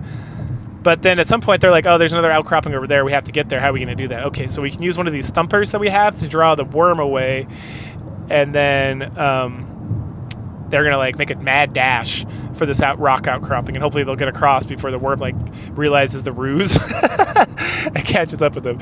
And they do it barely. And then at that point, they find some steps carved into the wall, and they're like, oh, what's this? This must be like leading somewhere, because the Fremen must have made these things, right? So they follow that, and they follow the path, and they get to a place that seems safe. And then Paul starts talking about how he wants to meet the Fremen. And then all of a sudden, one of the Fremen, Silgar, the guy who like spat in Leto's like room all those days ago at this point, is like, oh! So the Fremen all snuck up on him, despite all the witch magic and the paying attention and stuff. And so then Silgar's like, the fuck you guys doing here? Now we get a sad chapter. It's chapter 8. We go to Kime. Kime's dying in the desert, right? He was kind of beat up, and then left in the desert to like die, right? So that way the Baron can be like, I don't know what happened to Kimes. He just like disappeared one day. I don't know. So he's hallucinating. He's thinking about all the teachings, because his father, I guess, was the planetologist for Arrakis before him. And he just is talking about how there's so much wasted potential because of all the greedy nobles. He thinks about the spice and the worms and all the materials that are here that are needed for like a thriving planet. We learn at this point that the Fremen can ride worms, which is fun. And that we learned that he sent a message to the Fremen to watch out and to take care of Paul Atreides. And that and then there's something with like water and spice mixing together that will create like an explosion or something. Like it's confusing, because Paul like mixed water and spice before and it did not do that, but I don't know. He was like, oh no, I'm gonna die because of like something, and like there's water running under here, or like water kills something, or it mixes with spice or something, creates an explosion. And so he doesn't die of like dehydration or anything. He dies from being exploded real good by like the spice water mix. And that's in a Porkines. Chapter 9, we're back with Jessica and Silgar and the Fremen and Paul. And so Jessica's able to get one over on Silgar, which convinces him that she has a value. Paul, meanwhile, moves while Jessica's like doing her like witch fighting with Silgar. And he gets to an advantage point. It is mentioned that Paul is the one they were told to save at some point, from the last chapter from Kimes. Anyway, Jessica announces that she is a Bene Gesserit, which causes a huge stir in the Fremen as well. Then she promises to teach Silgar and crew her fighting techniques, which makes her even more valuable. They all put their weapons away, and at this point we meet Shawnee, the girl from Paul's dreams. Aww, he's smitten. She is assigned to train him in the ways of the Fremen, and then they head to Silgar's like abode. And then we learn that his brother is some sort of speaker for the Fremen people in the area as well. We continue with Jessica and Paul for a bit here, like chapter 10. We spend time with Jessica and Silgar. They talk about Fremen life and such. Nothing new.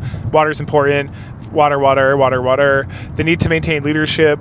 And then how the guild gets a lot of bribes from the Fremen so that they'll not put like satellites or not really monitor what the Fremen are doing. Like they get a lot of spice. So it just confirms a lot of stuff people are like kind of hinting at or thinking about and whatever. They talk about the Fremen have their own Reverend Mothers. And Jessica's like, huh? That's crazy. We then head over to Paul. He's eating some spice cake, and which expands like his precognitions like extremely well. All right, in chapter 11, so the guy who before Paul like ran up the thing and met Shawnee and all that stuff, he like beat up some dude. It's that guy wants to fight. He wants revenge, essentially. And so then they do this whole like ritual combat to the death and all that jazz. And Paul is concerned as these guys have no shields, and so he's not used to fighting someone without a shield because with the shield thing, the way you approach it is that if you're going too fast, your attack will bounce off the shield. That's why you can't use like regular bullets. So you have to come in like real slow, which is like darts or like their fighting style is like you move fast, but then right before you strike the person, you slow down like a lot so that you can like sneak in through the shield. So there's a lot of banter from Jessica, Paul's thoughts, Silgar and such. It's just a lot of like Paul thinking about how he's fighting, Silgar watching him fight, thinking about it, Jessica chatting about like the fight and thinking about the fight. We don't get much of the fight. It's over pretty quick, to be completely honest. It's all good though. All the banter and chit chat and whatnot. So eventually Paul figures out and he wins, kills the guy. Everyone's congratulating him. He gets his name Wadib, which is like desert mouse, which desert mice are very good at like adapting and surviving and all that good stuff. So super precious. Into chapter 12, it's time to enjoy the Fremen funeral. So it involves giving his water rights to Paul. And then Paul gives it to like the people. He's like, I will give the people the water. Then they go around and they each announce that the dead guy is their friend, and they say something, and then they take something. And then at some point, Paul and Jessica are like, oh, we have to participate in this. Or we're going to be, they're like, people keep kind of giving them like a side eye. And then Shawnee is already getting close to Paul, and Paul, is obviously in love with this girl that he knew that he was going to fall in love with before it happened. Good stuff. She's a babe though. She's like lithe, like his mother, so obviously he's into that. And then dark skinned and dark haired and blue eyes and whatnot. Plus she's chill as fuck. And then Shawnee's like, or no, Jessica's like thinking like she cannot marry my Paul, but she can be his concubine. I guess that's okay. And then they get to see how precise the Fremen are when they're accounting for water, and how they're like super perfectionists in this regard. And then also they're in like one of these sieges, and it has like they have millions and millions of gallons of water, and they're saving it up, working towards the green Arrakis. Paul gets some more premonitions about fate. The Fremen are the ones who are going to be in the jihad, and they're going to conquer the galaxy for him or for his sister, because it's already in motion. It's too late. There's nothing you can do to stop it at this point. Like the jihad's going to happen. Like the paths, he's already on one of the paths, and the path is it's fucking happening. So well, what are you going to do about it? At some point, they give him some trinkets with water in them from the guy he killed, and he's like, "Cool, Shawnee, we hold on to these for me." And she gets like super embarrassed. Because guess what? That's now they're dating. Slicker looks over at Shawnee, who's his niece, and is like, "You're reading don't read too much into it." He doesn't know what he's doing. And then as they're wrapping up the funeral, because Paul took the balisette from the guy, and he's like, "Oh, Johnen's my friend," or whatever. Then he starts playing everybody a nice, cute little tune. All right, so chapter 13 picks up, and we've heard tales of this guy. I don't think I've mentioned him, but Count Ferring, something like that, and his Bene Gesserit wife, who I can't remember her name, but he's come up before because he's like an agent of the Emperor, and he's like super sneaky, and he's like one of the top assassins in like the whole galaxy or whatever. But he comes off as like this very like, part of his whole thing is that he pretends to be like this dithering, Alzheimer's like old man who like has to be carried around by his like hot young wife, and then she like sleeps around a lot behind his back essentially, so he's like a cuck also. But it's because he's totally bought in to the Bene Gesserit situation, like the breeding programs and all that kind of stuff. So he like doesn't give a fuck, right? Anyway, they're in the Harkonnen homeworld visiting with Baron Harkonnen, who wants to show off his nephew Feyd-Rautha. And so we get a lot more. We finally meet Feyd-Rautha and get some of his stuff going on. So Feyd is going to fight in the Colosseum today, and it's like his 100th time, which is a super big deal apparently. So they meet Feyd, and the Lady Fenring like kind of flirts with him a little bit, but and then the other thing about Count Fenring and his Bene Gesserit wife is that I think she has a countess. I think they're married. Is that they have like a secret language, and it's like a mumbly language. There's like a Bene Gesserit language that is like hand signals and stuff, if I remember correctly. It doesn't get brought up a lot, but it like comes up a little bit, that Paul knows, and him and Jessica use it to communicate, but they don't use that here because there's other Bene Gesserits. They have their own like special like strange mumbly language. So like the book on tape I'm listening to is like it's not quite like a full cast, because sometimes it's like you'll have a character and it'll be like, oh, this is the Baron Harkonnen actor doing Baron Harkonnen, and then sometimes the narrator will just speak for him. It's kind of weird. Like it throws me off sometimes. I'm like, wait, who's speaking? Is this him? Because it's not consistent, which is super odd. Anyway, but it's funny the way he does it, because it's like, yes, and it's like all that mumbling and stuff is like him communicating with his wife while he's speaking. It's like very interesting. Like, it just kind of it's there to demonstrate this guy is like exceedingly intelligent and like quick-witted and stuff. And then we get the Baron thinking about how this guy, why is he here? He's like the top assassin. He's very tricksy. Like, what's he trying to figure out? Something. And, he works for the Emperor directly. And then, so the Feyd-Rautha goes off with the Lady Fenring, who's like, being really flirtatious with him. And the Baron and Count have a serious conversation. So at some point, they put on like their... There's this old show I watched with my dad in like the 80s. And the show was from like the 60s. It was from like his childhood or something. I'm trying to remember what it was called. It was like Get Smart, I think.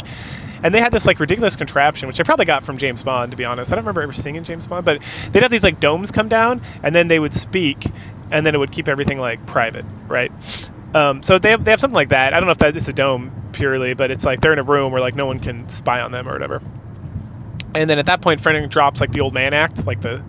because the Baron's like in on it, so he's not. He doesn't need to be like tricked anymore. So then he goes from like a dithering old man to like, all right, Baron, let's get to business. So they talk about the relationship. They talk a lot about the Sardaukar and all that stuff. There's threats on both sides around Arrakis from like the Fremen and the Sardaukar and the Emperor and all this stuff. They talk about the death of Paul, and how the Emperor is like very upset about the whole situation. They also talk about Fufir Hawat and how he is in the employ of the Baron, and they talk about the whole poison thing, because it's like, can you really trust this guy? Is he trying to do something? And it's like, yes, he is trying to do something, but he's poisoned. And like the Baron is very wise, because it's like, well, yeah, of course he would like to murder me, but if he murders me, he's dead. So like he has to like weigh that out, and then I have like other ways of doing things. And then after they go back and forth about the whole thing, they go to see the fight, and we switch over to the Feyd-Rautha point of view. And we see that Fufir Hawat came up with like this whole propaganda thing where usually when Feyd-Rautha and the Colosseum is like fighting these guys, they're like slaves or they're like enemy captives or whatever, and they poison them up real good, so it's like an easy fight. But this time they're not going to poison them up real good. They're going to... and then Feyd-Rautha has this whole thing where normally he'll have like poison on one dagger because he's fighting with two daggers, but instead he has poison on like the other dagger to be kind of tricksy. So they're still poison, but the guy's not like poisoned to start. It's kind of like that scene from Gladiator at the end. It seems like normally they'll push someone out there and they're all drugged up already, and so it's not like there's no chance that like Feyd-Rautha, who's like a trained warrior and actually a pretty good warrior it seems, will lose in this battle. So the whole point of it is it's like a twofold thing. It's like initially it's going to be like he's going to look even more impressive, and the people are going to love him even more because eventually he's going to take over from Baron Harkonnen. Baron Harkonnen is like, that's fine, that's what he wants eventually, is for him to take over, just like on his terms, not Feyd-Rautha's terms. And we learn later that Feyd-Rautha is kind of tired of waiting, even though he's like 16 years old. I think he's Paul's age. He might be 17, 18 at this point. I lose track of like how many years go by. because the book's not very good at like super keeping track. You have to kind of like read into certain things and the way people reference things to understand. Like there's nowhere it's like 2 years later. It's just like, oh, I have a kid now, and he's 2 years old. And it's like, oh, you had a kid 2 years old. You met Shawnee here, so it's probably 3 years later. You were 16, now you're 19. Got it. Okay, right, stuff like that. But that stuff doesn't always come up. So it's like at certain points you can be like, okay, it's been this many years. But sometimes you're like, I don't know how far in the future this is supposed to be. Like you get like a vague idea because they'll reference things that occurred that like we didn't read about that would have taken a certain amount of time, right? Like it's like if you just read the book straight, for example, when we were talking about like the destruction of the stockpile and how long Leto Atreides was in charge of Arrakis, you could easily be like, I don't know, 3 weeks. Because it's like cruises through that whole area like real quick. But it could also be like 3 years, right?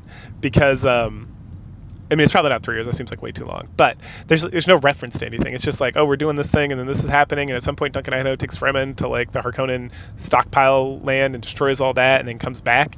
But like, how fast is interstellar travel? Like, is it instantaneous? No, it's not instantaneous, but it's light speed, so it's fast. So that could have just happened like yesterday, but it could also have happened over like months, right? So it's interesting.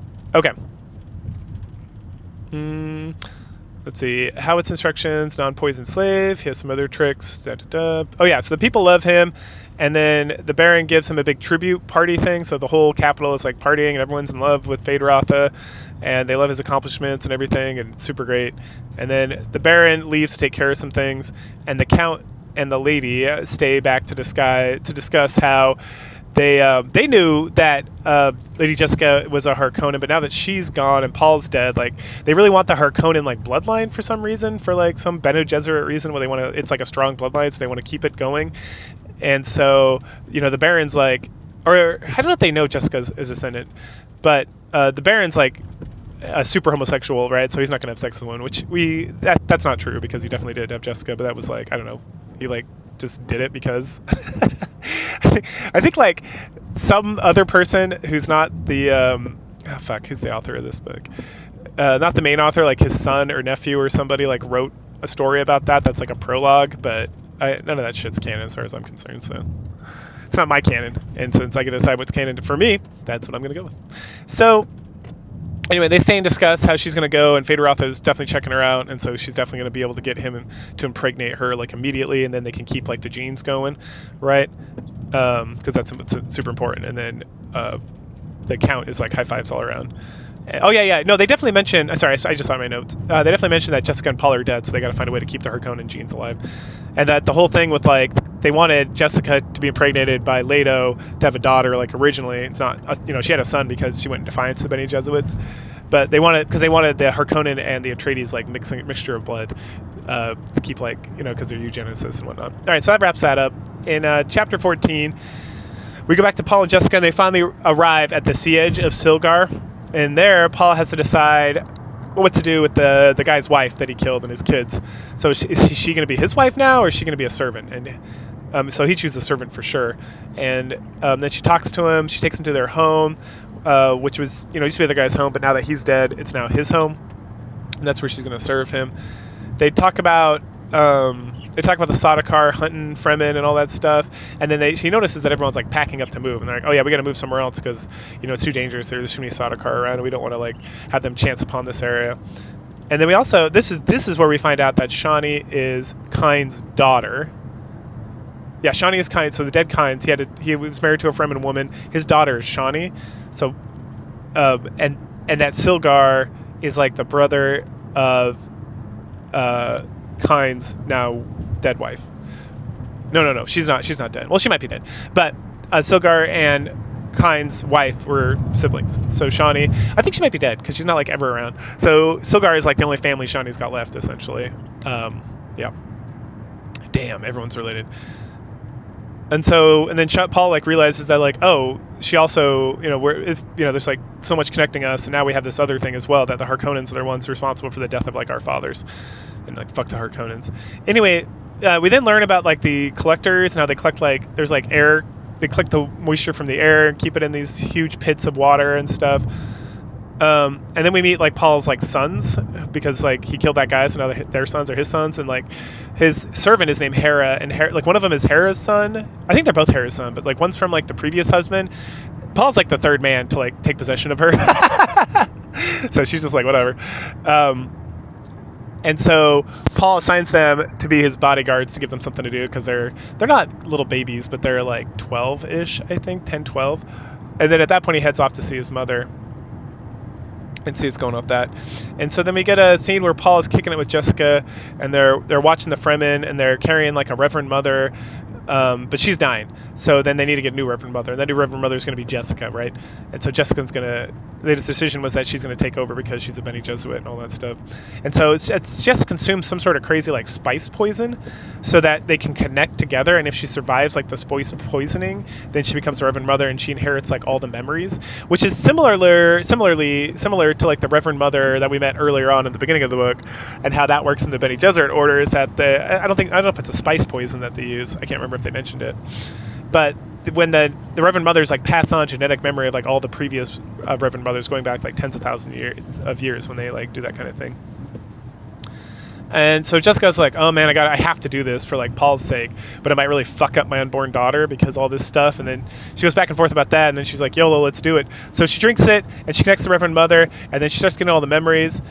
And then the thing she notices is that the womb, like the fetus or whatever, however long the baby is along, is also taking on all the memories and all the genetic memories, and like she's powering through. Good for her. And that something about after she like takes in all the water or something, she's able to like cleanse the water, and then the water gets spread to all the people, so the people can like drink of like the poison water that is now cleansed by the Reverend Mother or some crazy thing like that.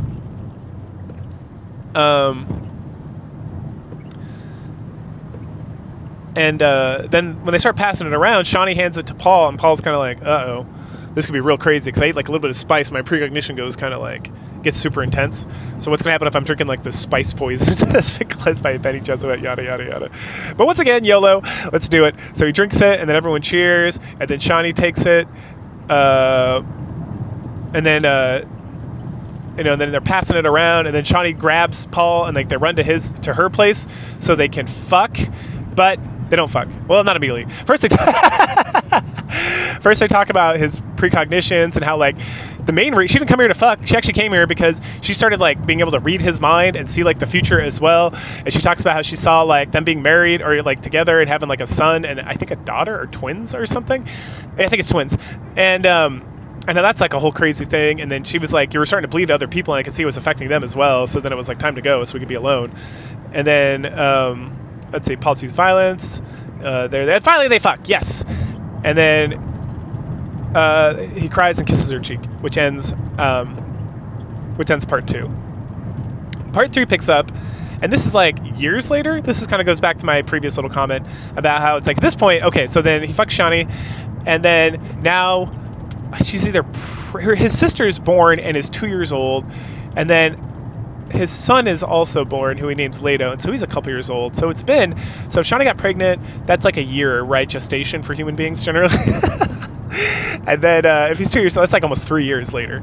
So they've been chilling. So then Paul at this point is definitely like 19, 20 years old.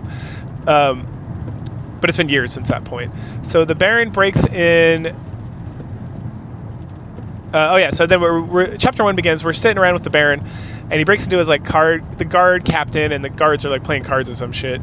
And then the Baron's like, "There's an attempt on my life," and it was from Fate Rotha. And he knows this because there was like a boy who was sent from Fate Rotha or something, or like from a slave master who was like in charge that Fate Rotha like paid off or something. There's some whole like discussion about how this boy came in and he had some poison in his thigh or something, and that the Baron knows it was Fate Rotha because of like various reasons, and Fate Rotha was off at like he had like a convenient excuse. He was off having sex with like prostitutes or something, like very vocally, like, I am going to have sex with prostitutes. I will be busy all night. If anyone needs me, I will be with the prostitutes, not trying to kill my uncle. Great, good day.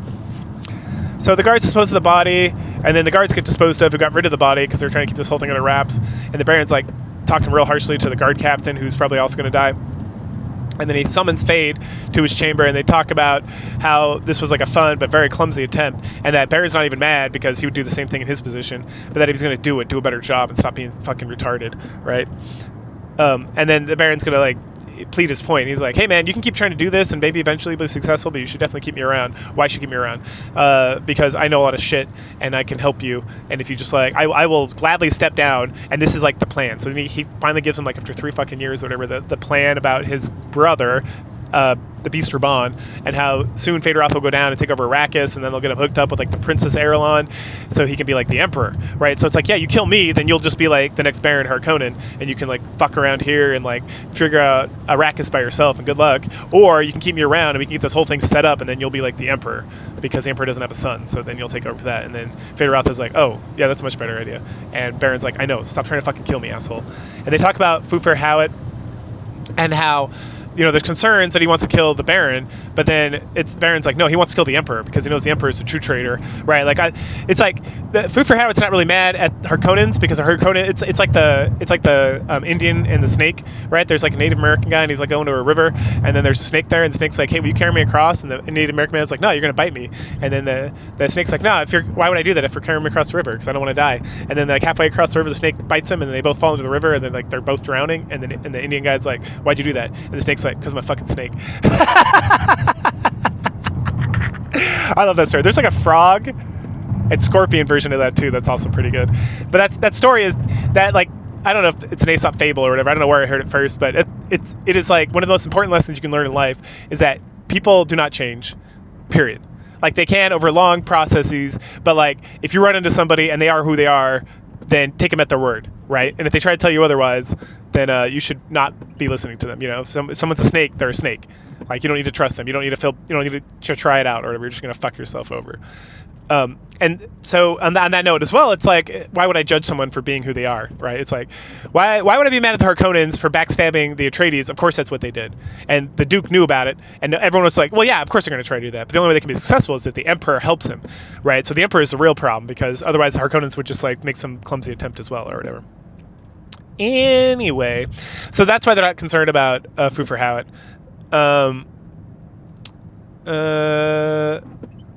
Let's see. They think Paul's dead. They bring that up again. And then they talk about how there's somebody the Fremen are calling like a Messiah and stuff. And, you know, there's a little concern about that. But, like, what's that Messiah going to do? Because fuck him, he's on Arrakis with the Fremen. Like, fuck them. And then they finally, you know, come to terms. Like, all right, we'll make an alliance. I'll help you be Emperor. And then I'll, like, step down. And you can also be the Baron Harkonnens and all that stuff. And so for now, both of them are in agreement that, like, it's good not to kill the Baron. And then they'll kind of team up. And things will be a little bit better. So that's what they do. Chapter 2, then we're sticking with the Baron. So him and Hawat are discussing things, Fufer Hawat, talking about the Sardaukar, the Emperor, Beast Raban, the Fremen, all that stuff. We're just kind of getting like a refresher in case you like took an intermission after part 2. You're like, all right, part 2, I can come back to this book in a year. It's like, let's just make sure we're all on the same page with everything that's going on. The Baron thinks the Fremen are completely wiped out, but the Fufer is like, not even close, man. Like, there's like millions and millions of these people. Like, you've only killed like tens of thousands. Like, the things that Beast Raban has done have not even come close.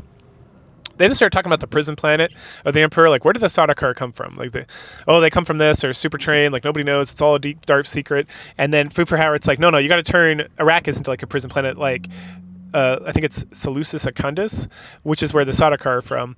And because then you can turn the Fremen, you know, you treat them like complete garbage shit, horrible, awful conditions, and then you release them like one at a time to like come and be like treated like kings. And that's essentially what the Emperor is doing with the Sardaukar. Like, they're a whole race of people that is just like, you know, in utter like chaos and barely able to survive and all this stuff and just fighting off the elements. And then the Emperor will like bring like a couple of them out and give them like unlimited wealth and women and stuff, and they become extremely loyal to the Emperor because he like saved them, right? But it's all trickery and whatnot. And so they scheme about the Baron doing the exact same thing with the Fremen. Chapter 3 picks up back with Paul, and he's kind of losing it. He's he's like trapped between times, like trying to figure out like what's real, like what's occurring right now, what's occurring in the future, what's already occurred. All time exists in the same because time's already occurred, and there's things you can't change, or things have changed, or there's different options or whatever. Yeah, it's a lot of that. So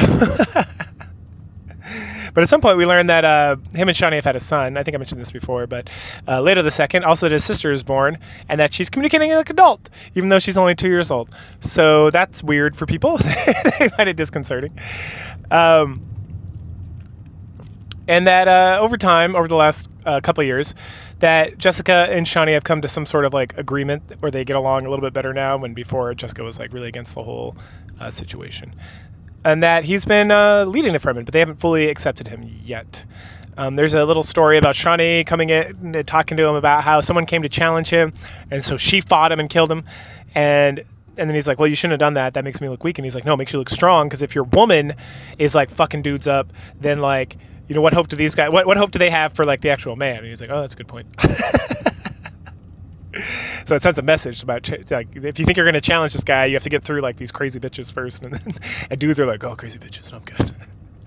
Anyway, so he's heading out, and it's time for a ride, because the whole thing with the Fremen, and part of the reason they haven't fully accepted him yet is because he's yet to learn how to ride, what is it, Shaylud or whatever, the sandworms, because that's something like even a 12-year-old Fremen like learns how to do. So the fact that he hasn't done it is like kind of embarrassing for him. So it's time. It's a Fremen thing that everyone's got to do. So he gets ready to summon it.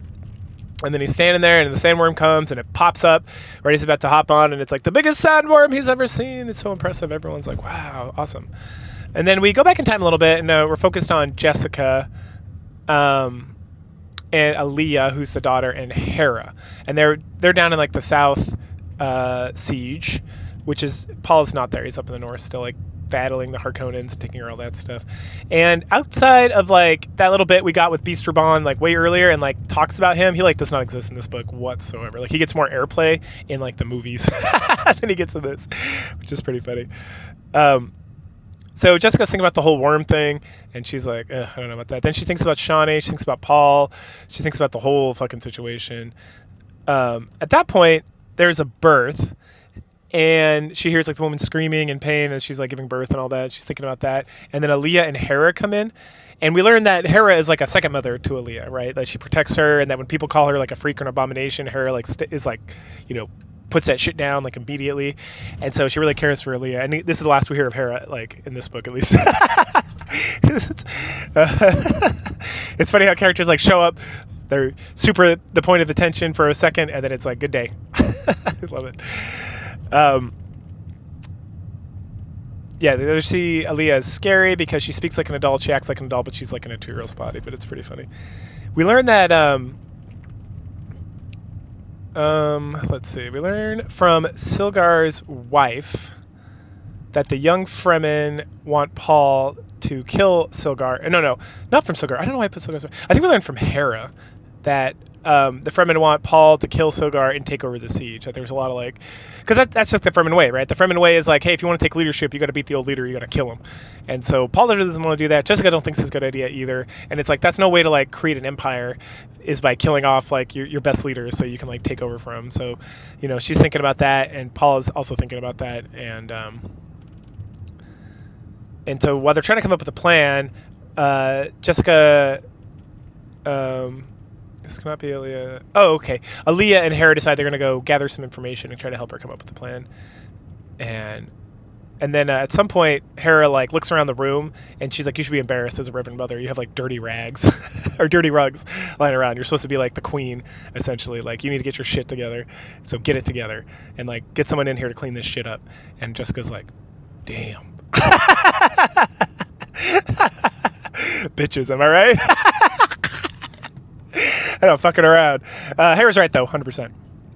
Back to Paul and his like worm riding fun. So he catches on to the big fella, and he hooks him real good, and then all the other Fremen like hop on, and then Silgar's up there, and he's like, that was very sloppy. And Paul's like, wrong. He was so proud of himself. And he's like, you were very careless, you could have died. Like, we work as a team, we're like a community, right? So like if you're having troubles, or if there's like danger that could possibly happen, you need to call, because every life's valuable and all this stuff. And Paul's like, yeah, I promise to do better. And then he's like, I want to go south. And Silgar is like, I don't think that's a good idea. And partially because Silgar is like, oh, if I go south, that means he's going to kill me and take over the whole thing. But Paul's there it is. Again, like with his mother, he's like, I don't want to kill this guy. At some point, they see an ornithopter. And this is like right as they're about to like make camp, and then they're going to head the rest of the way to the south. So they hide from it, and then they're checking it out, and it doesn't seem to be a Harkonnen or Sardaukar ornithopter. It seems to be like a smuggler or an ornithopter. So it's like, all right, let's go hunt these fucking smugglers and take their shit. So chapter 6 rolls in, and now we're with Gurney Halleck, and he is the smuggler that they saw, right? Or he is his team. So they're like working on getting spice down here in the south region where the Harkonnens like are afraid to go, and they're doing that, and then they get attacked by the Fremen, and he's like, well, fuck, I guess I'm dead. And then Gurney's about to fight for his life when the Fremen is about to attack him is like, Gurney, put your shit down. And he's like, what? It's Paul. And he's like, holy shit. So then Paul orders him to surrender and then to recommit to serving the Duke of Atreides, which is now Paul. At that point, Gurney meets Silgar. They chit-chat. They really don't trust each other. But Paul essentially orders them to be friends. There's a storm coming, so he gets everybody into a cavern. And he's like, all right, we're going to hide here for the night.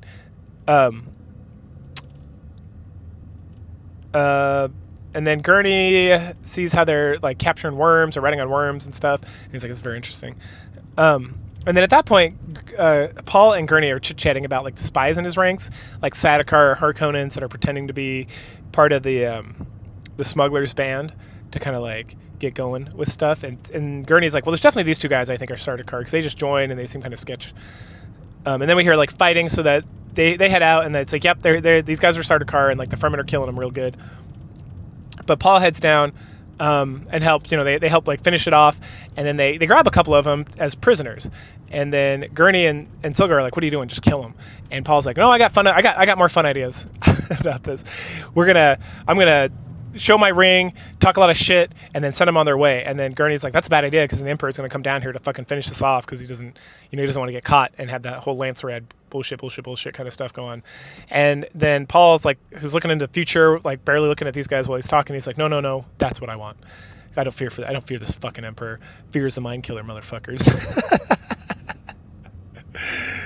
And then at that point, Gurney finds out that Jessica's alive, and he like gets it in his heart that he's going to kill Jessica because she betrayed Duke Leto Atreides, Paul's dad, because he's wrong. But he thinks she's the traitor. And that kind of wraps up that chapter. Chapter 7, Paul is meeting with the big council in the siege, and he uses the voice and like other Bene Gesserit witch magic to get people to go along with a bloodless change in leadership. So essentially he's going to take over for Silgar, and not just Silgar, he's going to take over for all the Fremen, and he uses the voice and some other like tricks to say like, I know this is how you guys have been doing this shit, but I don't like it because I don't want to kill my way through all these people. You all know I could do it, so we don't need to like do it, right? Because there's no question among any of you that I will kill that motherfucker and then that motherfucker and that motherfucker, but then I'll be without all my like top generals and these great leaders, and that's a waste. It's a waste of water. And they're like, oh, waste of water. Fuck yeah, we don't want to waste water. And then also Paul decides he's going to use the water of life, and it's that poison that Jessica used to like connect with all her ancestors and whatnot, and that's part of how he's going to prove his right of leadership. He doesn't tell them that, he's just thinking in his head, because no man has ever used it and survived. So if he uses it now, then he's definitely like the Wadib, or the what do they fucking call it, like the Messiah or whatever. And then he thinks about how they get the water of life. They get a sandworm. So what they do, they get like a little baby sandworm, and then they like raise it a little bit, and then they like kill it with water, with like regular water, and like it becomes poison because the thing that kills worms is like water or something, and that causes like some serious problems. And then it creates this like poison, and then the Reverend Mother has to like seethe it out through her own like essence to cleanse it or whatnot. Because space magic. So fun.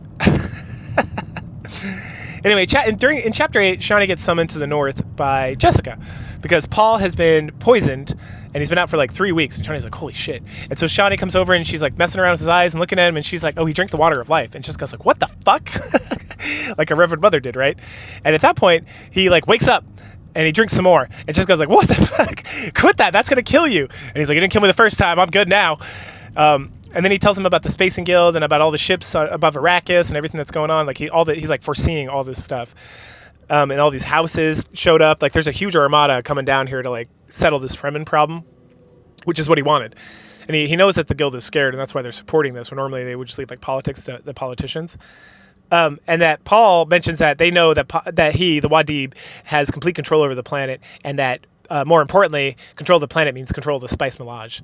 And so he orders the Fremen to prepare a way to destroy all the spice and all the worms on the planet, because that would completely cripple the Empire, cripple the guild, and it's like his final trump card. It's like, who controls the spice controls the universe, right? And so he's demonstrating his complete control, because if he can destroy it all, then he has complete control over it. And while he's doing this, talking about the water of life and all this stuff, another Fremen has been watching this whole time, and they kind of notice that he runs off to like spread the word that Paul has ascended, essentially, because he drank like the water that only a Reverend Mother can drink, and he survived, and now he's predicting the future and all this stuff, and it's like, here we go, the Messiah's happening.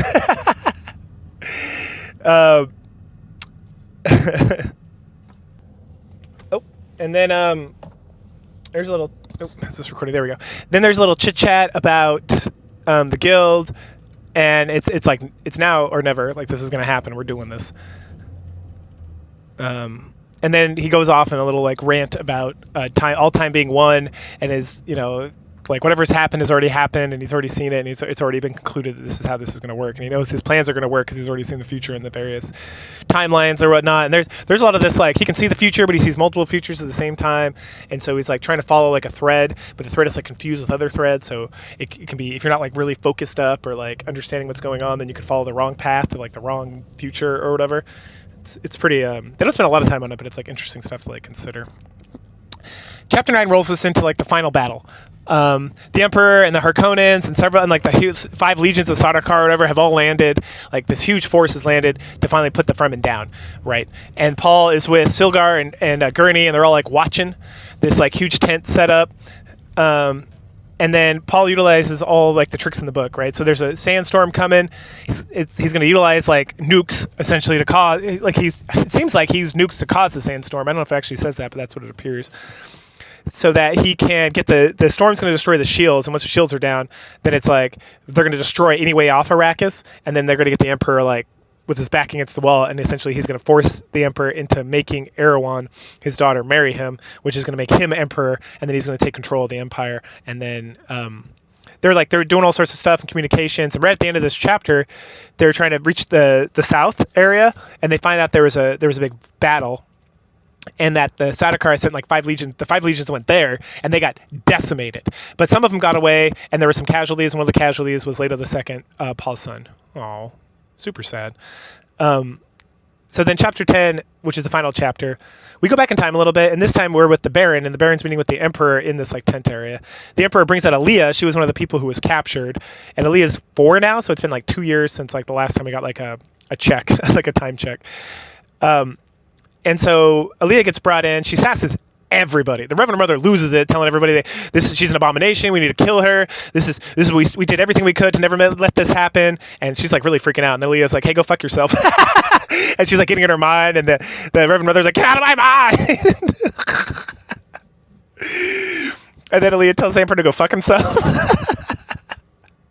And at that point, there's like explosions, and that's where the previous chapter kind of like left off. Where the battle has begun, right? So the shields are down, and there's explosions, and the Fremen are like, and there's a huge blast in the wall, and then Aaliyah runs up to Baron Harkonnens and like stabs him with like a Gom Jabbar and poisons him to death.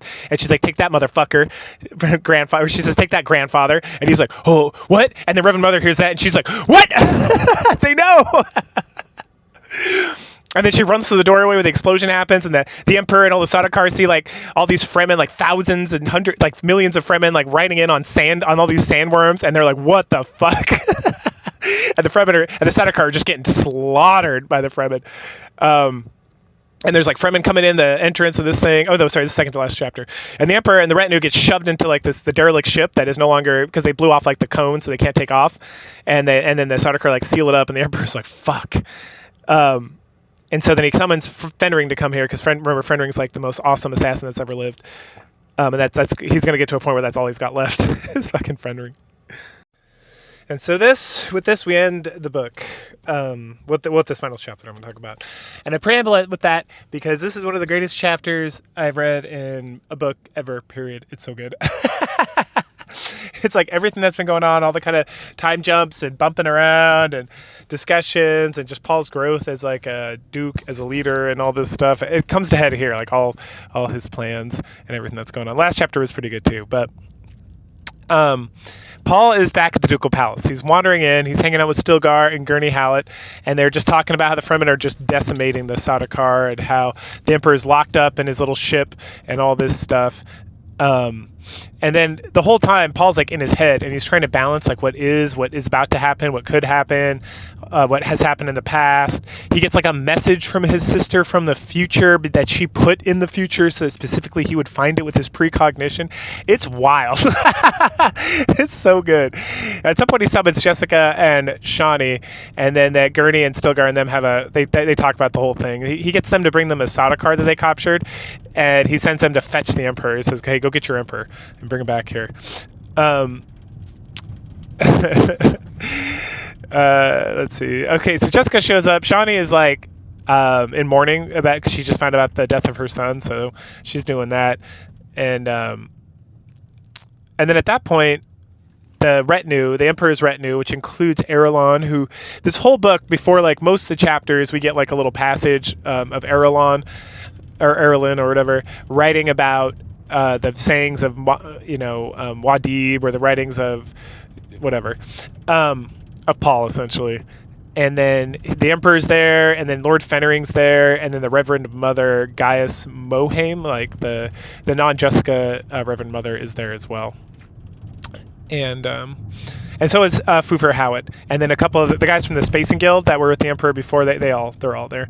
And so Paul's sitting there, and he's like seeing like multiple pathways and all this stuff, and he sees that the Emperor had in his mind, in the future sense, he sees the Emperor gave Fufur Hawat poisoned needle, and that with the intent that Fufur Hawat would use the needle on Paul.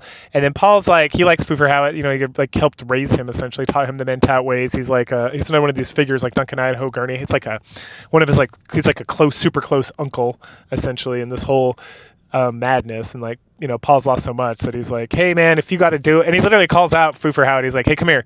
Hey man, if you do what you got to do, I forgive you. Like, there's under no circumstance am I going to be mad if you do anything to hurt me? And then, of course, Fufur Hawat would never betray the Atreides, and he has at some point realized that Jessica was not the one who betrayed Leto, and so she apologizes. And on this note, I can't remember where it comes up, but at some point, Gurney realizes that Jessica is also not the one who betrayed Leto, and he like asks forgiveness from her as well, and she like grants forgiveness or whatever. So she does that again here with Fufur. And then Paul realizes, because the way Fufur is acting, that he has taken the needle the Emperor gave to him, and he killed himself with it, essentially. And he's like, oh, I'll never betray you, Paul. I'm so happy. The happiest thing I could ever have is to know that you're alive and well, and I'm so proud of you, son, essentially. And then he dies, and Paul, like, doesn't have time to shed a tear. And so then he starts telling the Emperor what's up. And then he goes and he tells the Reverend Mother what's up. He's like, hey, hey motherfuckers, this is how things are going to go down. And this is where we're at. And the Emperor's like, oh, I will not. And Paul's like, what are you going to do about it? Fuck you. You're going to do exactly what I tell you to do. And that's it. Like, I don't give a fuck. And then he looks over at the guild, because he's like, well, the guild something. And he looks over at the guild like, the guild's going to do exactly what the fuck I want. In fact, you're going to go ahead and call up to the ships and tell all the ships to leave. Like, all the nobles that are here to back up the Emperor, all that bullshit, they're going to go ahead and they're going to scat back home. And the guild's like, why would we do that? And Paul's like, you know exactly why the fuck you're going to do that. And the guilds are like, ooh. Like, he knows about the spice melange. We're fucked.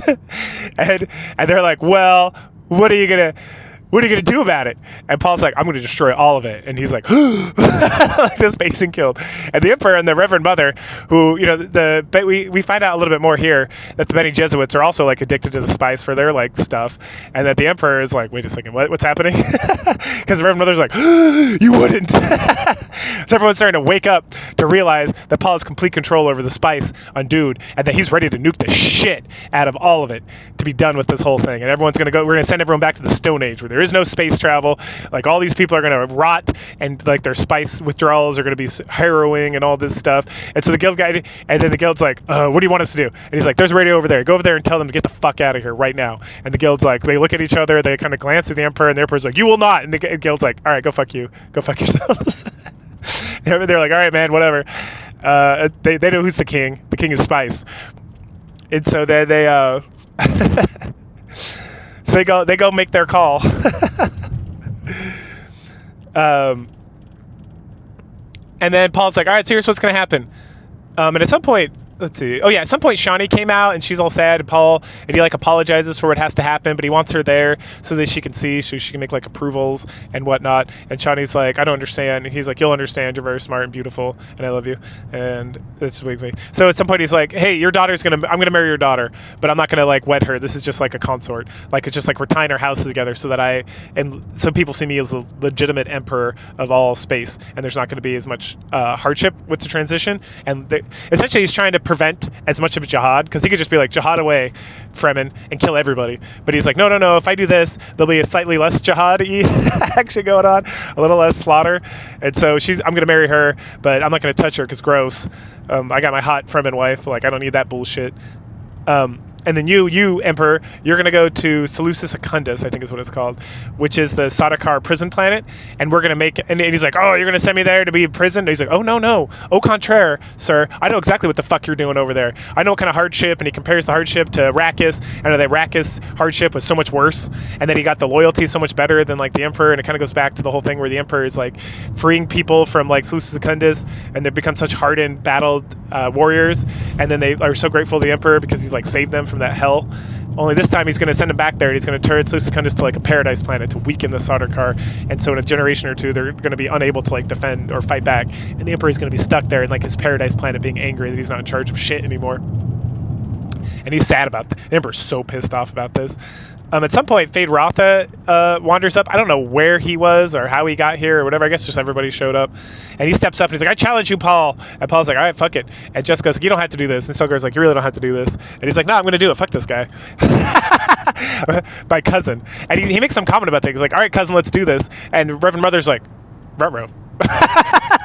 Because like, Paul figured it out. They know the shenanigans we've been involved with. And Jessica gives her like a look.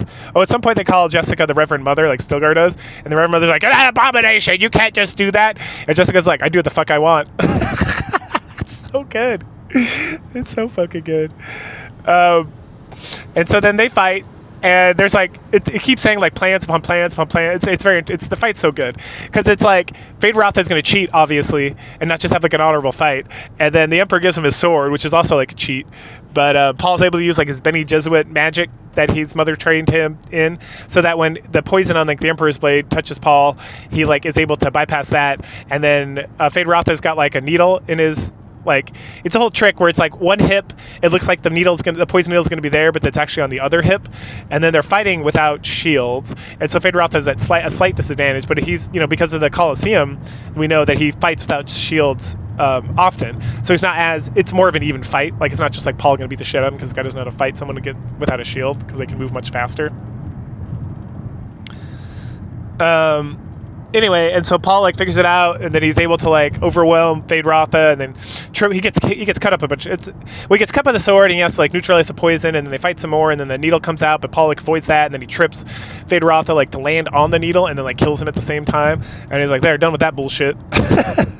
And then he goes back and tells the Emperor what's up again, and the Emperor looks over at Fenring and is like, "All right, make it happen." And then Fenring's about to step forward, but then Paul looks at him, and they make like eye contact, and then they have like a precognitive moment where Paul realizes that Fenring was another like Kisak Satarak, which is another one of these like messiah figures that the Bene Gesserits like created, and so he has like a limited precog capabilities, and that's why he has a whole thing where he's like, whenever I see that, I never see that guy in the future. And it's like at this point we start to realize, and this is much more important for like the later books, that if you're like a precog, if you have like precognition powers like a Kisak Satarak powers, or like one of the Spacing Guild like Fishmen, which we get more into that in the next book as well, then